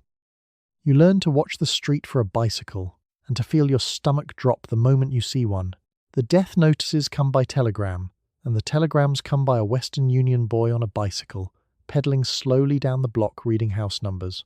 So when one appears, every woman on the street goes to her front window to see where he stops. You watch him pass the first house, then the second, then the third. When he passes yours, the relief arrives before the shame does, and the shame is for whichever house he finally stops at. The boy is maybe 15. He doesn't know what he's carrying, or if he does, he doesn't let it register on his face. He has the blank, careful, faintly bored calm of a boy who would rather be delivering absolutely anything else. He pedals at the same speed every time, which is the worst part. A faster pace might mean something administrative. A slower one might mean he's checking numbers carefully. But he goes at that steady, unhurried pace every time, and your stomach can't tell the difference between a billing inquiry and a death until he stops. In the seconds before he stops, you don't breathe. You don't move away from the window, because moving away doesn't help, and you know it. Mrs. Kowalczyk across the street has her curtain pulled back 2 inches. Mrs. Grabowski at the far end of the block is standing directly in her open doorway, dish towel in her hand, not pretending. Nobody pretends. Discretion is a luxury around here. Like nylons, and just as unavailable. The whole street is watching, and the whole street knows the whole street is watching. And there's a kind of grim solidarity in that, the way 20 women hold their breath in unison, without ever having agreed to. When he stops, it happens fast. He leans the bicycle against the porch rail. He knocks. There's a pause. Then the sound that follows isn't a scream, not always. Sometimes it's just a door closing very quietly, which is somehow worse. The curtains on your block move back into place one by one, like a slow tide going out. You go back to the stove, or the sink, or the ironing board, carrying the ordinary feeling that you've survived something you weren't even officially in danger of. The shame is real and it doesn't lift cleanly. You feel it toward the neighbour whose door the boy stopped at, and also somewhere underneath that, toward yourself. The relief is involuntary. You didn't choose it. Your body produced it before your conscience could object. By 1944, this has happened enough times on enough blocks that women have developed a whole private vocabulary around it. Not words exactly, but a particular way of leaving food on a porch without knocking, a particular way of making eye contact at the parish the following Sunday that says something without saying it. Sister Władysława, who runs the altar society at St. Florian's, has a way of pausing with her hand flat on your forearm in the vestibule when she already knows. Not a grip, just a flat palm, like she's steadying something. You don't always know yet when she does it. Sometimes you find out later that morning. The telegrams don't stop the factory, of course. The whistle still blows at 6:45. The night shift is already walking home in the grey light while a woman 2 doors down is reading the same 70 words over and over at her kitchen table. This isn't cruelty. It's just the arithmetic of the thing. The plant has 3 shifts and 40,000 workers and a bomber contract with a deadline, and individual grief doesn't change the shift schedule. Over 4 years, you learn that watching the bicycle is only partly about your own husband. It's also about who will need a casserole left on her porch by Thursday, who will need someone to sit with her while she writes to her mother-in-law 2 states away, who will need her children taken for an afternoon so she can come apart in private. You're already deciding whose door you'll knock on before the boy has even chosen his. The bicycle doesn't announce itself. It just appears, turns onto the street, and the whole machinery starts up again, quiet, practiced, and entirely invisible to anyone who isn't standing at one of those windows. You write letters to a man who may not receive them in the order you sent them, and you write them anyway. He is overseas, the mail is slow and unreliable, and you have learned to keep the tone level. No bad news that cannot be helped from this distance, nothing that would sit badly in a foxhole. So you fill the page with the small things instead, the children, the weather, the neighbourhood. You also know that a censor will read every word before he does, which means there are things you simply do not put on the page at all. The letter you don't send would say that the furnace made a sound last Tuesday that you don't know how to describe, that misses. Kowalski's son is dead, that the baby has had a cough for 11 days, and you can't afford the doctor yet. The letter you do send says the furnace is fine, that the neighbourhood is quiet, that the baby is growing. Both letters are true. One of them is useful. Somewhere out there is the censor, a man you've never met. He exists somewhere between your kitchen table and wherever your husband is sleeping tonight, and he has a pair of scissors and opinions about what constitutes sensitive information. He cuts the page, not neatly, not apologetically, just removes whatever he has decided is the wrong shape. Your husband receives a rectangle of paper with holes in it, like a letter that got into a fight, he writes back. His version arrives with its own holes. You hold the 2 pages up to the light as if they might be a map. 3 weeks can pass with nothing. Then 3 letters arrive on the same Tuesday, out of sequence, so you read them wrong order first, and spend an hour alarmed by something that had already resolved itself by letter 2. The postman, Mr. Dzidzik, hands the stack over with a look that means he counted them before he knocked. He knows what 3 at once means. He's been doing this since 1942. You keep his last letter in your apron pocket until the paper goes soft at the fold. This is not sentiment. It is proximity management, the closest thing to his physical presence that fits inside a pocket, and it has to last until the next one. The paper smells like nothing after a while. It smelled like nothing to start with. You smelled it anyway.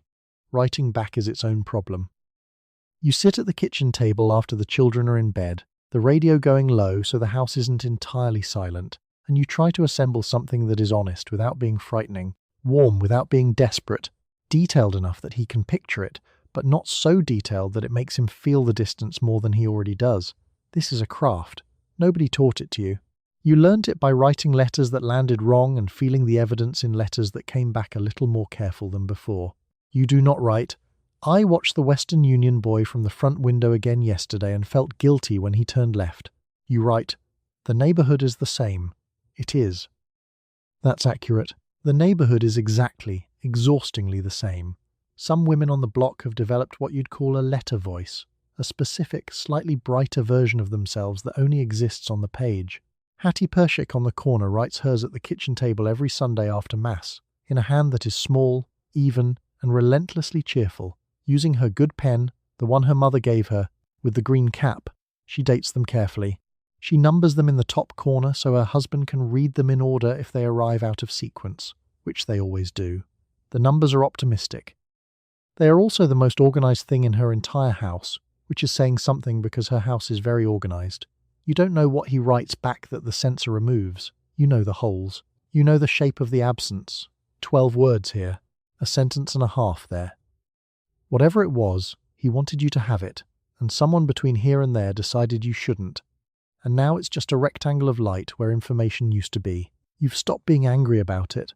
You hold the page up anyway.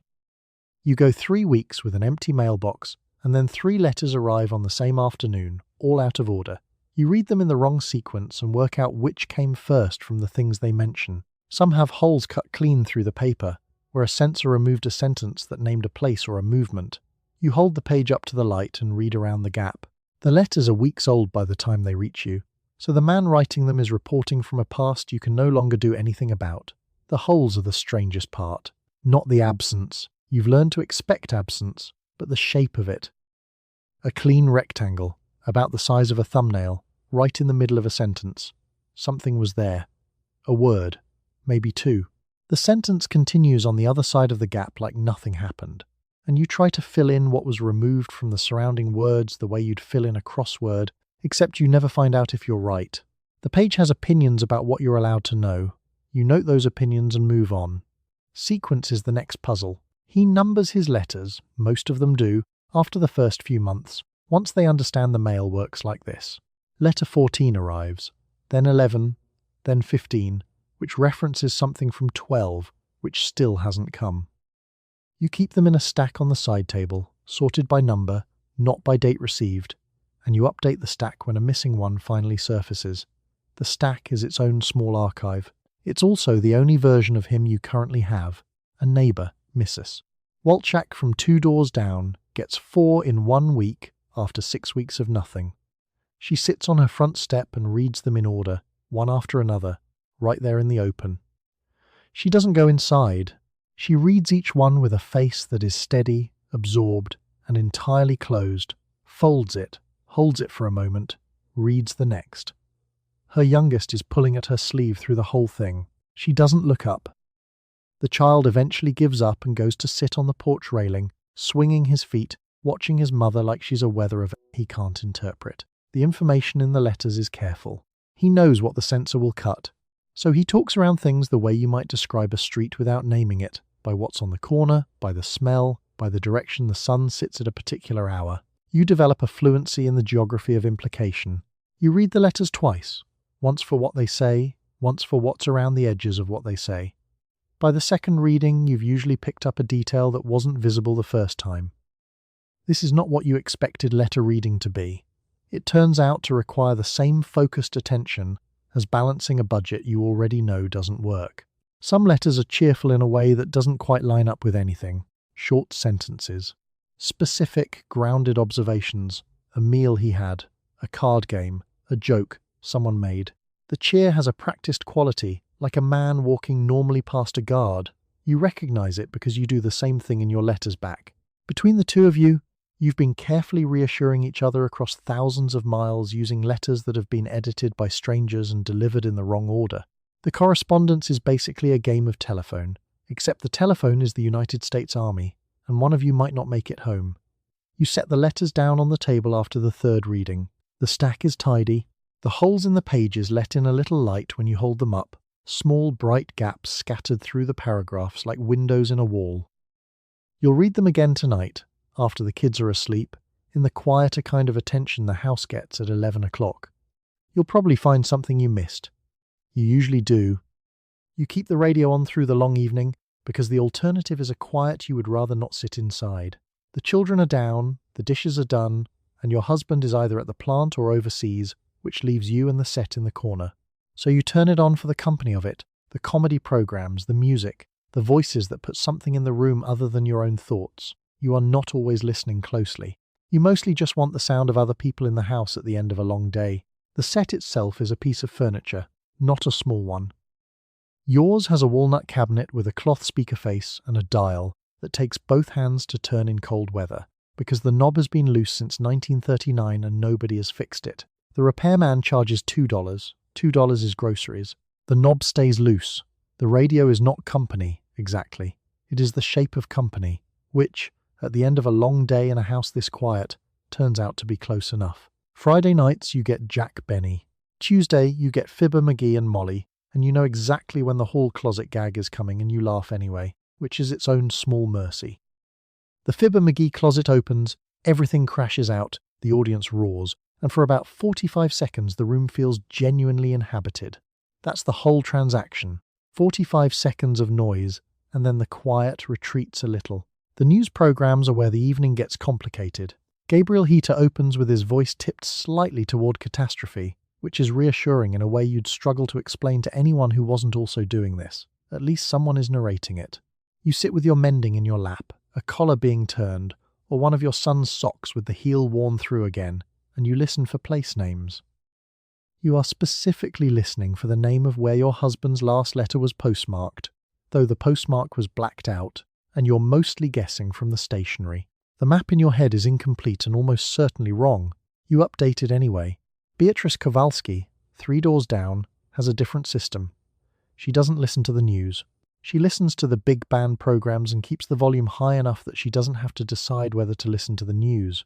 Her husband Felix works the midnight shift in the Dodge main foundry, so the fear she lives with is a different shape, not a telegram, but a foreman at the door, hat in hand, face already prepared. She keeps the radio loud. The radio obliges. Some nights a neighbour comes over and you listen together without talking much, which is better than alone and less work than conversation. Missus. Pulaski brings her knitting and takes the chair by the window. You make tea. Neither of you comments on the fact that this is the 4th Tuesday in a row she's appeared, or that she arrives at almost exactly the same time, or that she leaves almost exactly when the last programme ends. The arrangement doesn't have a name. It doesn't need one. The soap operas run in the daytime, which is a different relationship entirely. Ma Perkins. The guiding light. You're not always at the set. You're moving through the kitchen or hanging wash in the back, but the voices follow you, and you're dimly tracking the plot the way you track the weather. Something is always going wrong for someone on a soap opera. The scale of the going wrong is quite different from yours, involving misidentified twins and secret wills rather than ration point shortfalls and shift changes, but the emotional rhythm is close enough to be comforting. Someone is always waiting to find out. So are you. The signal fades in and out depending on the weather and the mood of whatever is happening between you and the antenna, which is a wire coat hanger bent into a shape that has never once been explained to you but which you're not touching because the last time you touched it you lost Toledo. The set pops and hisses sometimes in the middle of a program, and you reach over and tap it firmly on the side, which works about half the time and is deeply satisfying the half that it does. By 10 o'clock you're tired enough to sleep, but not quite ready to, which is a specific kind of tired that the radio is good for. The programming gets quieter, dance bands from hotel ballrooms in cities you've never been to, the announcer reading the song titles in a voice that is smooth, unhurried, and slightly reverent, like he's describing a painting. You sit with it a while longer. The house settles around you. The factory is running 3 miles away, and if the wind is right, you can feel it just barely through the floor. You don't turn the radio off until the signal drops to static. The static is the boundary. Past that is the quiet, and the quiet will keep. You run a household on $50 a month, because that is what the army sends the wife of a private. The allotment arrives once a month, with a small additional amount if there are children, and it has to cover what a factory wage used to cover, and no longer does. So the arithmetic that every wife on the block performs, you perform on a much smaller number. You take in sewing, or you take a job, or you let the grocer's notebook run a little longer than you would like. The men are gone, and the math left with them. Beatrice Kowalski's husband is still at Dodge, Maine. You know this because the lights in her kitchen go on at 4, 45 inches the morning and off again by 5:15 every weekday, reliably, like a small domestic lighthouse. Your lights don't do that anymore. Your husband's shift schedule, which used to organize your entire day, is now something that happens in the Pacific Theatre, on a schedule you don't have access to and aren't allowed to know. The grocer's notebook lives behind the counter in a cloth-covered ledger. Stosh Piotrowski keeps it patient, careful, and exact. Every family on the block has a page, and he knows the payday calendar for Dodge Main, Great Lakes Steel, and the Army allotment cycle, which means he knows when you can pay before you do. He extends credit the way a knowledgeable friend might, which is the only way it works. He runs the closest thing the block has to a bank, except this bank went to your wedding and once stood by while your mother negotiated the price of soup bones. You run the tab until the check arrives. Then you settle it and immediately begin running it again. The $50 is not a wage. It is an apology the government mails once a month, and like most apologies, it does not quite cover the damage. So it has a hierarchy. Rent comes first, $6, maybe $7 if the landlord is feeling optimistic about his role in the war effort. Utilities next, then food, which gets whatever remains of the budget after the fixed costs take their share, which is often not enough and never quite predictable. You don't have 48 red points and 48 blue points a month like the factory wives. You have those too, because rationing doesn't know what your husband earns. But the factory wife has money to spend when her points allow it. You have points and a prayer. The wives whose husbands are still at the plant don't say anything directly. They're too polite for that, or too careful, or they understand the situation well enough to know that saying nothing is the kindest version of the conversation. But you feel the difference at the parish hall on Tuesday afternoons, when Mrs. Dombrowski mentions a pork shoulder she found on sale at the butcher 2 blocks over, and you do the math in your head before she finishes the sentence and the math comes back wrong. You smile. You file the information away. You eat dried beans that week. There is a woman named Frances Nowak who lives 4 houses down and whose husband is at a munitions plant in Cleveland. Frances earns $0.82 an hour inspecting shell casings, which, after taxes and car fare, leaves her with something real enough to put in the savings account she opened in her own name in October of 1943. This is not lost on the block. Nothing is lost on the block. The judgment runs in 2 directions simultaneously, toward Frances for working while her husband is away, as though the $40 a month gap between her income and your allotment is a moral failing on someone's part, and toward you for not working, which is also somehow a choice someone has an opinion about. The neighbourhood has strong views. The neighbourhood always has strong views. You mend in the evenings, after the children are down. A shirt collar turned and reattached, worn side facing in, so it can go another season without announcing itself. The fabric has seen better years. So have you. The lamp burns as long as you can justify the electric bill, and then you go to bed in a house that is technically yours for the duration, by which everyone means until he comes home or doesn't. You feel the difference between your household and the one next door, where her husband is overseas and yours is still at the plant. Yours has a deferment because the factory work is counted as essential, which means a steady wage comes into your house while a $50 allotment comes into hers. You are aware of how this arrangement looks from the sidewalk. There are glances, and sometimes more than glances, the unspoken question of why your man is home when so many others are not. The wage is real, and so is the judgment, and you carry the 2 of them at once. Her name is Irina, and she lives 3 doors down. Her husband, Tadek, shipped out in February. She knows exactly how much you bring home each week because everyone on this block knows everyone's wages, the way you know the weather, not because anyone announced it, but because the information is simply in the air. She doesn't say anything directly. She doesn't have to. She has a particular way of nodding when she sees you at the grocer's that contains several complete sentences. The $50 allotment is the official number. The government calls it a dependency allotment and prints it in plain language on a government form, which gives it the appearance of a decision that someone thought through carefully. Irina's electricity is $2.10 a month. Her coal delivery is $4.50. Her grocery bill at Stosh's runs $10 or $11 depending on the week. The math is not complicated, and the form doesn't apologize for it. Your husband earns $1.25 an hour at the plant, which comes to around $50 a week after taxes and union dues. You are not rich. But you are not doing the math Irina is doing every Sunday night at the kitchen table with a pencil and a piece of paper she reuses until it goes soft. You know she reuses it because she told you once, and then immediately changed the subject, the way you do when you've said something true by accident. The parish is where the 2 economies sit in the same room. Sunday morning at street. Stanislaus, the defense wives and the allotment wives line up for communion in the same queue, and the space between them is polite and completely understood. Father Wojciech moves through it all with the serenity of a man who has heard every version of this conversation in the confessional and has run out of new responses.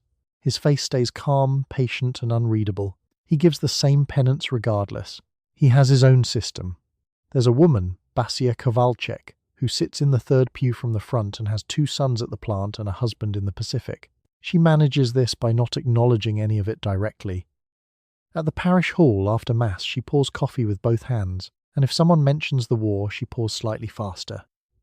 No one has ever pointed this out to her. It would be rude to notice. The judgment doesn't come from Irina, actually. Irina is too tired for judgment. It comes from the block itself, from the aggregate pressure of too many people living too close together with too much information about each other's arrangements. The neighbourhood is basically a company town crossed with a very small, very Catholic HOA, except the HOA meets in a church basement and the dues are emotional. You pay them whether you mean to or not. What you do for Irina is practical. You watch her kids on Tuesday afternoons so she can take the streetcar downtown to the relief office without bringing 3 children into a government waiting room. You bring her a portion of whatever you've made when you've made too much. A bowl of bigos, a square of bread still warm, a jar of pickled beets from the basement shelf. You don't announce these things. You leave them on the porch step and you go back inside. The gesture is understood. It doesn't fix the math. And both of you know it doesn't fix the math. She drew the seam up your leg last Thursday, actually. You stood in her kitchen while she steadied her hand with an eyebrow pencil and traced a line from your ankle to the back of your knee, and then the rest of the way up, and she didn't wobble once. She has a steady hand, Irina. She has always had a steady hand. You thought about that on the streetcar afterward. The line she drew, perfectly straight, pretending to be something it wasn't. You take a job at the plant, and you spend a while deciding whether you are even allowed to want it. The work is there. Light assembly, aircraft parts, electronics, and the pay is more than you have ever earned in your own name. But the home is still yours to run, and the question of who you become by taking the job sits underneath the whole decision. Your husband has opinions about it. The neighbours have opinions about it. You report for your shift anyway, and on the first payday you find the envelope with your name on it changes something you did not expect. The plant is not subtle about where it wants you. Light assembly is where the women go, the small parts line, the wiring harnesses, the inspection stations, where good eyes matter more than arm strength. The men run the presses and the furnaces. You thread wire and check tolerances, and the woman next to you, Vera, does the same motion roughly 400 times an hour and has gotten fast enough that she brings a paperback in her apron pocket to read in her head while her hands work. You are not that fast yet. You will be. The pay is $0.78 an hour. The man 2 stations down doing the same classification earns $1.10. This is not a secret. The job grade is posted on the board by the foreman's window. Your grade is D, his is B. The form that created your grade has a line for justification. The justification is that women's work is light assembly. You are doing light assembly. The form is satisfied with itself. The shift schedule comes down to who can watch the children. You work days because your neighbour, Irina's eldest daughter, 14 and reliable, can watch the children after school until you're home by 4. You've arranged this in 3 conversations held across back fences, in a language that was half Polish and half hand gesture, while both of you were carrying laundry. The arrangement costs you 50 cents a week. It is the most important 50 cents in the budget. It is also the thing that could fall apart if the girl gets sick, which she does, twice. And both times you find out 40 minutes before your shift starts and have to make a decision with your coat already on. The plant floor smells like cutting oil and warm metal and the collective breath of 300 women on one shift. The lights are strong. After a few weeks, the lights stop being something you notice and start being just the condition of being awake. A forewoman named Mrs. Duval, who everyone calls Mrs. D and no one calls anything else, walks the line with a clipboard and a way of stopping behind you that suggests she is about to find something wrong. She usually does. Not because you are doing it wrong, because finding something to note is how she holds the clipboard with purpose. You adjust the thing she notes, she moves on. The clipboard has been doing this since 1942. Of course, you are still running the house. You come off the 4 to midnight shift on Thursdays and Friday mornings. You are soaking beans before the children are up, standing in the kitchen in your Hauser dress with your work shoes still on because there hasn't been a moment to change them. The lard can by the stove gets opened more than it used to. Quicker food, more of it fried. Your mother would have something to say about this. Your mother is not here. The money is real. That is the thing that surprises you and then stops surprising you and then becomes something you are careful not to show too plainly. Your envelope on payday has your name typed on it, not your husband's name, yours, and the amount inside it belongs to you in a way that feels slightly dangerous to examine too closely. You put the majority of it into the household account because the household needs it, and you keep $2 in the pocket of your good coat, and you don't tell anyone about those $2, not because you are hiding them, but because having them requires no explanation, and you have decided to live accordingly. A woman on your line, Dorothy, was let go in October when production shifted and the foreman needed to cut the roster. She was told, in a sentence with no particular emotion behind it, that the men with families to support needed the positions more. Dorothy has 4 children. This was not mentioned. She took her apron off and folded it over the back of her stool and walked out, with the particular posture of a woman declining to give anyone the satisfaction of watching her react. You watched her go. You went back to the wiring harness. You did not say anything because saying something would have required a language that didn't exist on that floor. You do the same work as the man at the next station, and you open a smaller pay envelope at the end of the week. There is a directive that says the pay is supposed to be equal, and on paper it is. In practice, you have been classified into a lower job grade than he has, for what is plainly the same job, and the grade is exactly where the difference hides. He earns a little over $1 an hour. You earn closer to 80 cents. Nobody explains the gap to you, because officially there is no gap to explain. The job grade has a name. Something like assembler class B, or light production worker, or auxiliary operative. The wording varies by plant, but the logic doesn't. Class A is for men. Class B is for women doing Class A work. There are exactly 2 recognized grades on the board, and the line between them is 11 cents an hour wide, sometimes more, sometimes wrapped inside a shift differential that doesn't apply to your hours. The paperwork is thorough. The paperwork has never once made an error in your favor. The National War Labour Board Directive exists. It was issued in 1942. It says equal pay for equal work, which is a statement that sounds like a conclusion but turns out to be an opening argument. The directive has no teeth that reach a job grade classification, so the directive sits on a shelf. The classification sits in your pay envelope. A woman at the Boeing plant in Seattle named Ruth with the careful, steady and capable hands, and the husband in the Pacific, earns 78 cents assembling the same fuselage panels as the man beside her, who earns $1.05. Ruth is asked twice. The foreman nods very seriously both times and writes something on a form. The form goes somewhere. Nobody follows the form. Ruth goes back to her panel.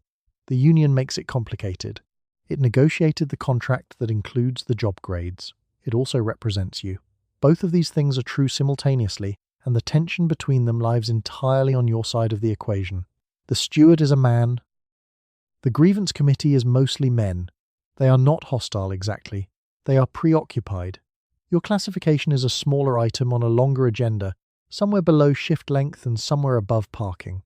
Of course you could file a grievance. Women do. You write the statement by hand at the kitchen table, and it moves through 3 levels of review over 4 to 6 weeks, and it comes back deciding that Class A and Class B are simply different jobs, so the wage difference is appropriate.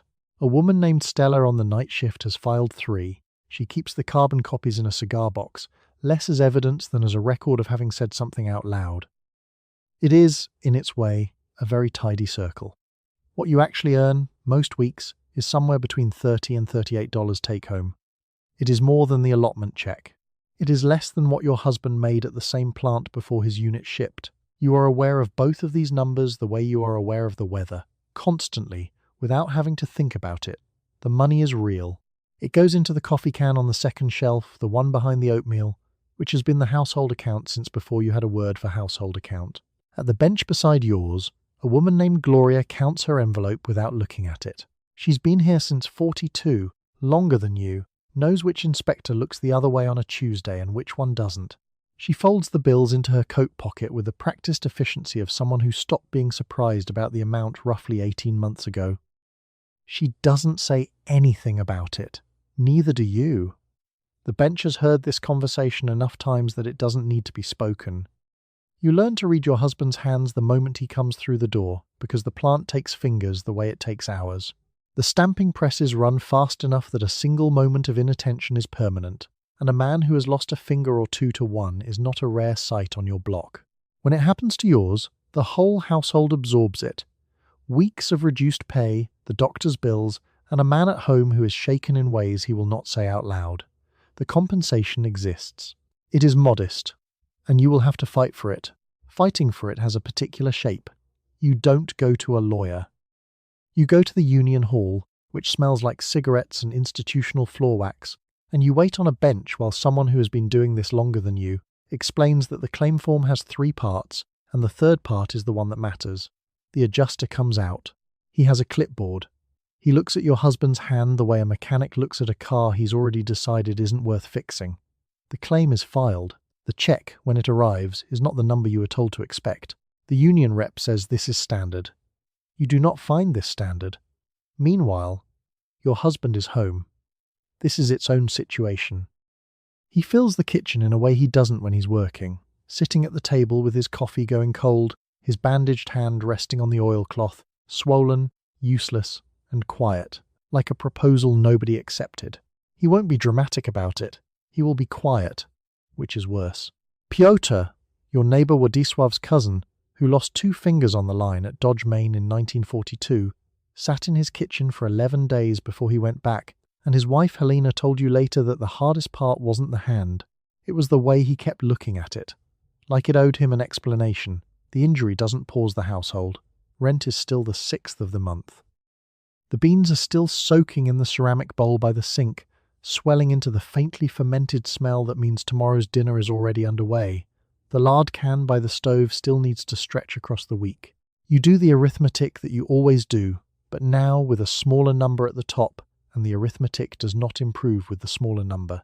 Factory accidents come up in conversation the way a parking ticket would.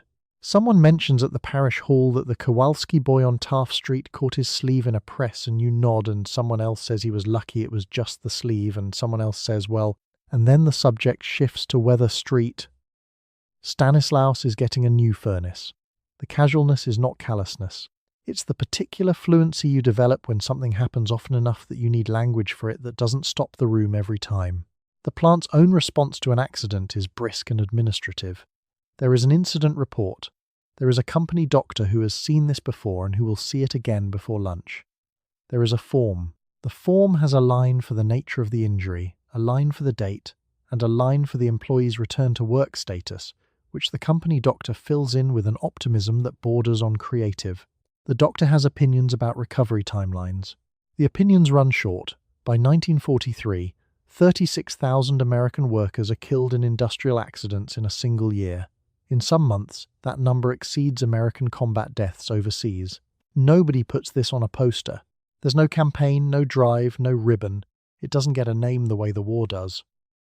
It's just the background noise of production, felt in the chest the way the plant's deep industrial rumble is felt, rather than heard. Not a sound so much as a pressure that has always been there and that you've stopped noticing except on the days when you're reminded to notice it. You check his hands at the door every evening. Left, then right, a glance so practiced it looks like nothing. He probably doesn't know you do it. The hands are there. You start dinner. You move into the new housing project under police escort, because that turns out to be the only way in. You and your husband came north for the war work, like 50,000 others, and the federal government built these units for families exactly like yours. The neighborhood around them does not want you in them. On the day the first families try to move in, the moving vans are met with clubs and stones, and it takes arrests and officers on the street to get a single household through the door. So, you go in behind the police, into rooms that are yours by right and contested by everyone outside them. The project is called Sojourner Truth. The name was chosen by the federal government, which apparently felt no irony was too on the nose. The units are new, newer than anything you've lived in, and there are 2 bedrooms and a kitchen and a bathroom with a floor that doesn't slope. You stand in the center of the front room and look at the ceiling, which is flat and white and uncracked, and you don't say anything for a moment. Your husband sets a box down and doesn't say anything either. The street outside is quiet in the specific way streets get quiet when there are still officers posted at the corner. Consider what you brought with you from Alabama or Georgia or Mississippi. A cast iron skillet your mother handed you at the door like a field commission, heavy, black, and faithful. A quilt in a pattern she learned from her mother and will not explain. A ceramic bowl for soaking dried beans that has survived 3 moves and 2 relatives' kitchens, and knows its own importance. You carried these things north on a bus that smelled like diesel and ambition, and now they're in a kitchen that has gas burners that all light on the first try, which is new. The neighbourhood outside does not calm down quickly. On some evenings, a neighbour, Dorothea, who lives 2 doors down and came up from Birmingham in 1942, sits on the front stoop with you and doesn't say much, and the 2 of you watch the street together the way you'd watch weather. The officers rotate through less frequently by February, more frequently again in spring. Dorothea has a way of tracking this without appearing to track it. She knits while she watches. She knits fast. The needles move like they have their own opinion about the situation, which is not a mild one. Your husband works at the plant. He is on days now, which means he leaves before you're fully awake and you hear the door close and then the silence of the house arranging itself around his absence. The work he does is hot and repetitive and pays $1.10 an hour, which is more than anything he made in Alabama, and he does not complain about it. The plant doesn't care where he's from. The plant is indifferent to everything except output, which is, in its way, the closest thing to fairness the decade is offering. The grocery situation requires mapping. You don't know this neighborhood yet. Don't know who extends credit, who weighs things honestly, who will tell you when the meat delivery comes in. Back home you knew all of this without thinking. Here you build it from scratch, the same way you build everything up here, by watching, by asking Dorothea, by making one mistake with a grocer on Chain Street who charges you more than he charges the woman ahead of you and does it without blinking. You don't go back. You find the other store, 3 blocks further, where the man behind the counter is named Mr. Beaumont and keeps a small pad for tallying what families owe him until Friday. He doesn't ask you to prove anything. He just writes your name down. At night the plant is audible as a low, even pressure in the dark, the kind of sound you feel in the sternum more than hear with the ears. The war is making something at that plant, and the plant does not stop making it. The floor of the bedroom carries the vibration faintly, the way a table carries the hum of a refrigerator. You get used to it. After a few weeks, you only notice it when it stops.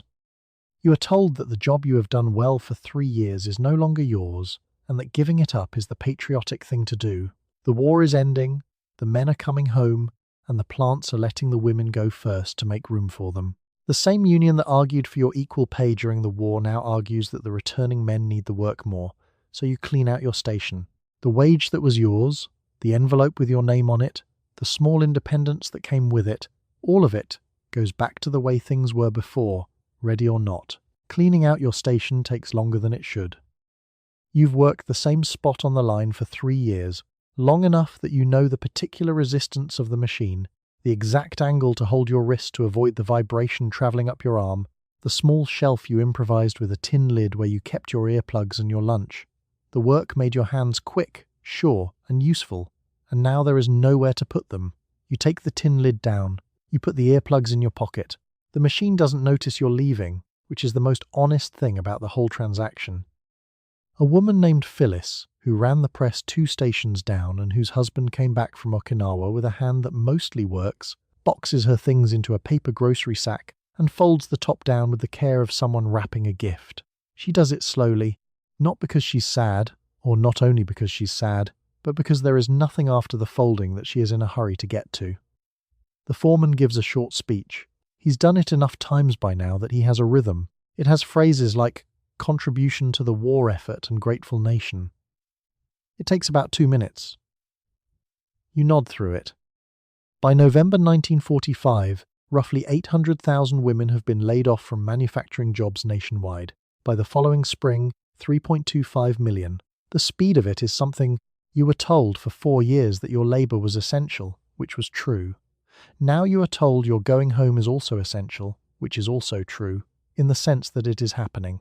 The two things coexist without apparent discomfort on the part of anyone who isn't you.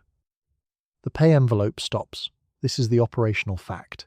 Whatever you felt about the work, whether you loved it or resented it, or simply did it with the competence of someone who had no particular choice, the envelope was real. $42 and change every Friday, under your name, for your hands. Now the household budget goes back to one set of hands earning it, and one set managing what's left. You already know how to do that. You've been doing it since before the war. The relearning is more about forgetting the other version. Back home, the radio is on, the way it always is. The afternoon programs fill the kitchen the same way they did before you left for the plant at 6 in the morning. The same voices, the same soap operas mid-crisis, the same women in the stories worrying about the same things. The radio didn't notice you were gone either. The radio and the machine have that in common. What changes, and doesn't announce itself as a change? The hours. 3 years of early shifts leave an imprint.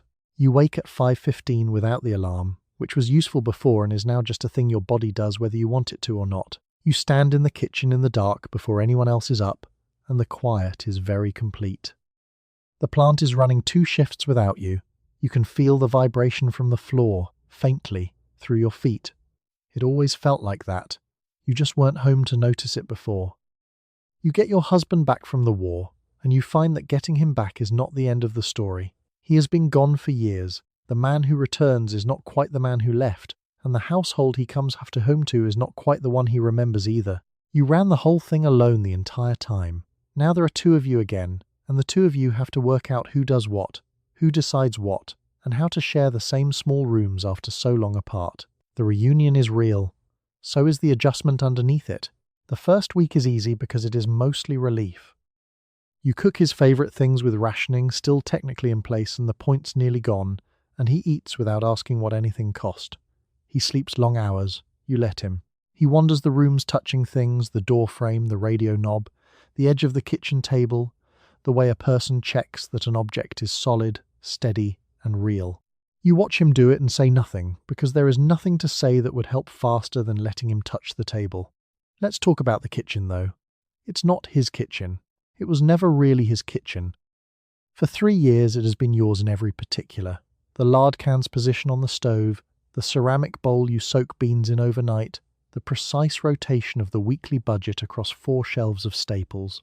He opens a cabinet and moves the flour to a different shelf, just to have something to do with his hands, and you put it back when he's not in the room. Neither of you mentions this. It happens several more times. The flour travels. Meanwhile, there's the money.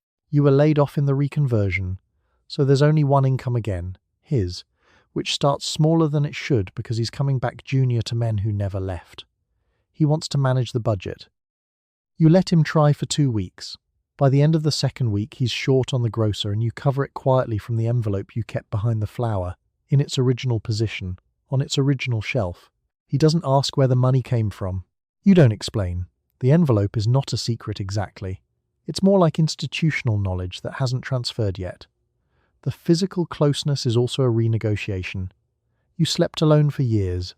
The bed has been yours in the way that a territory becomes yours after a long enough occupation. He takes up space differently than you remembered. More of the blanket, a different position, awake at hours that the house isn't designed to accommodate.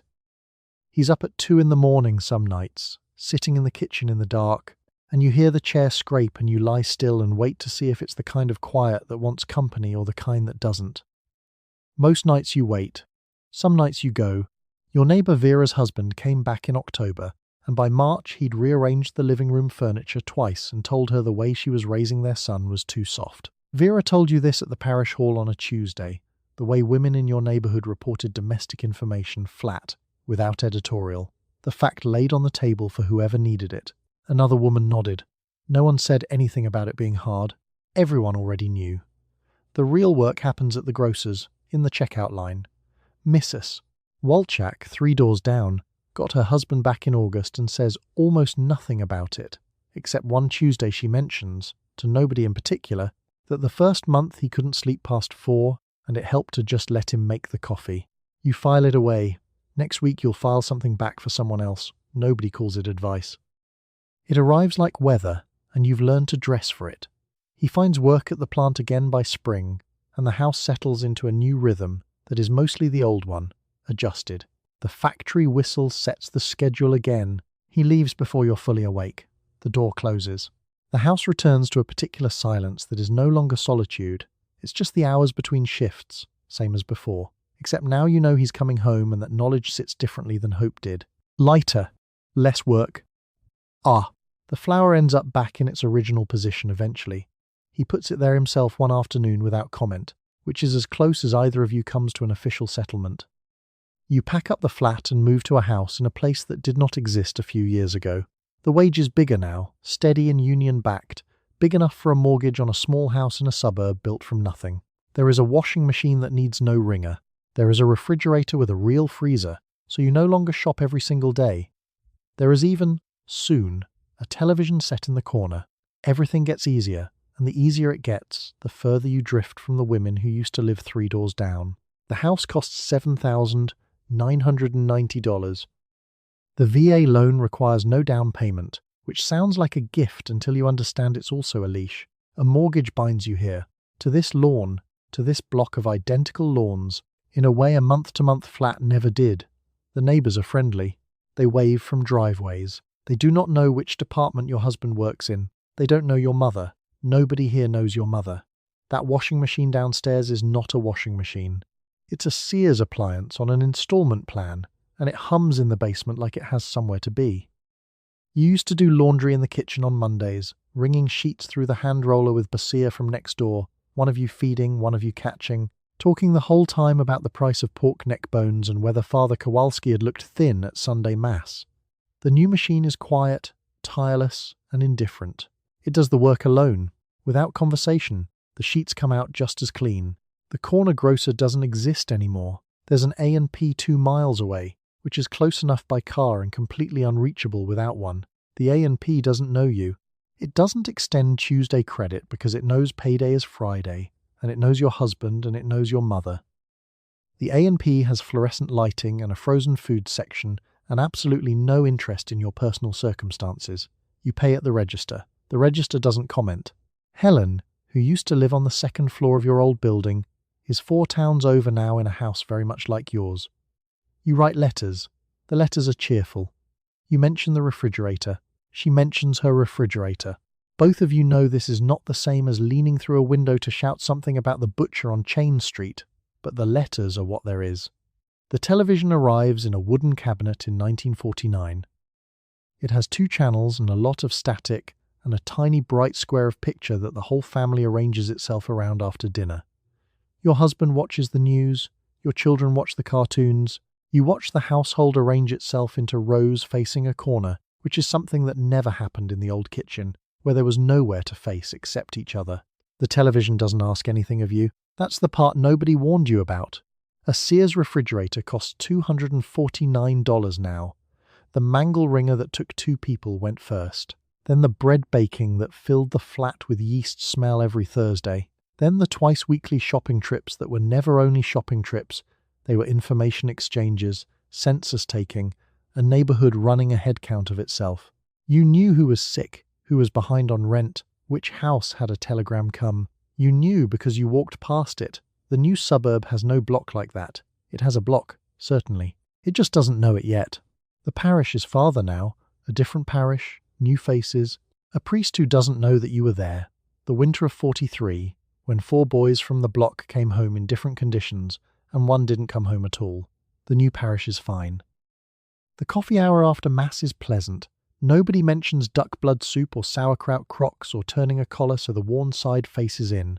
These are not things that come up. Marta, who drew the stocking seam up the back of your leg every morning in 1943 with a steady hand and an eyebrow pencil, sends a Christmas card, then a card the following Christmas.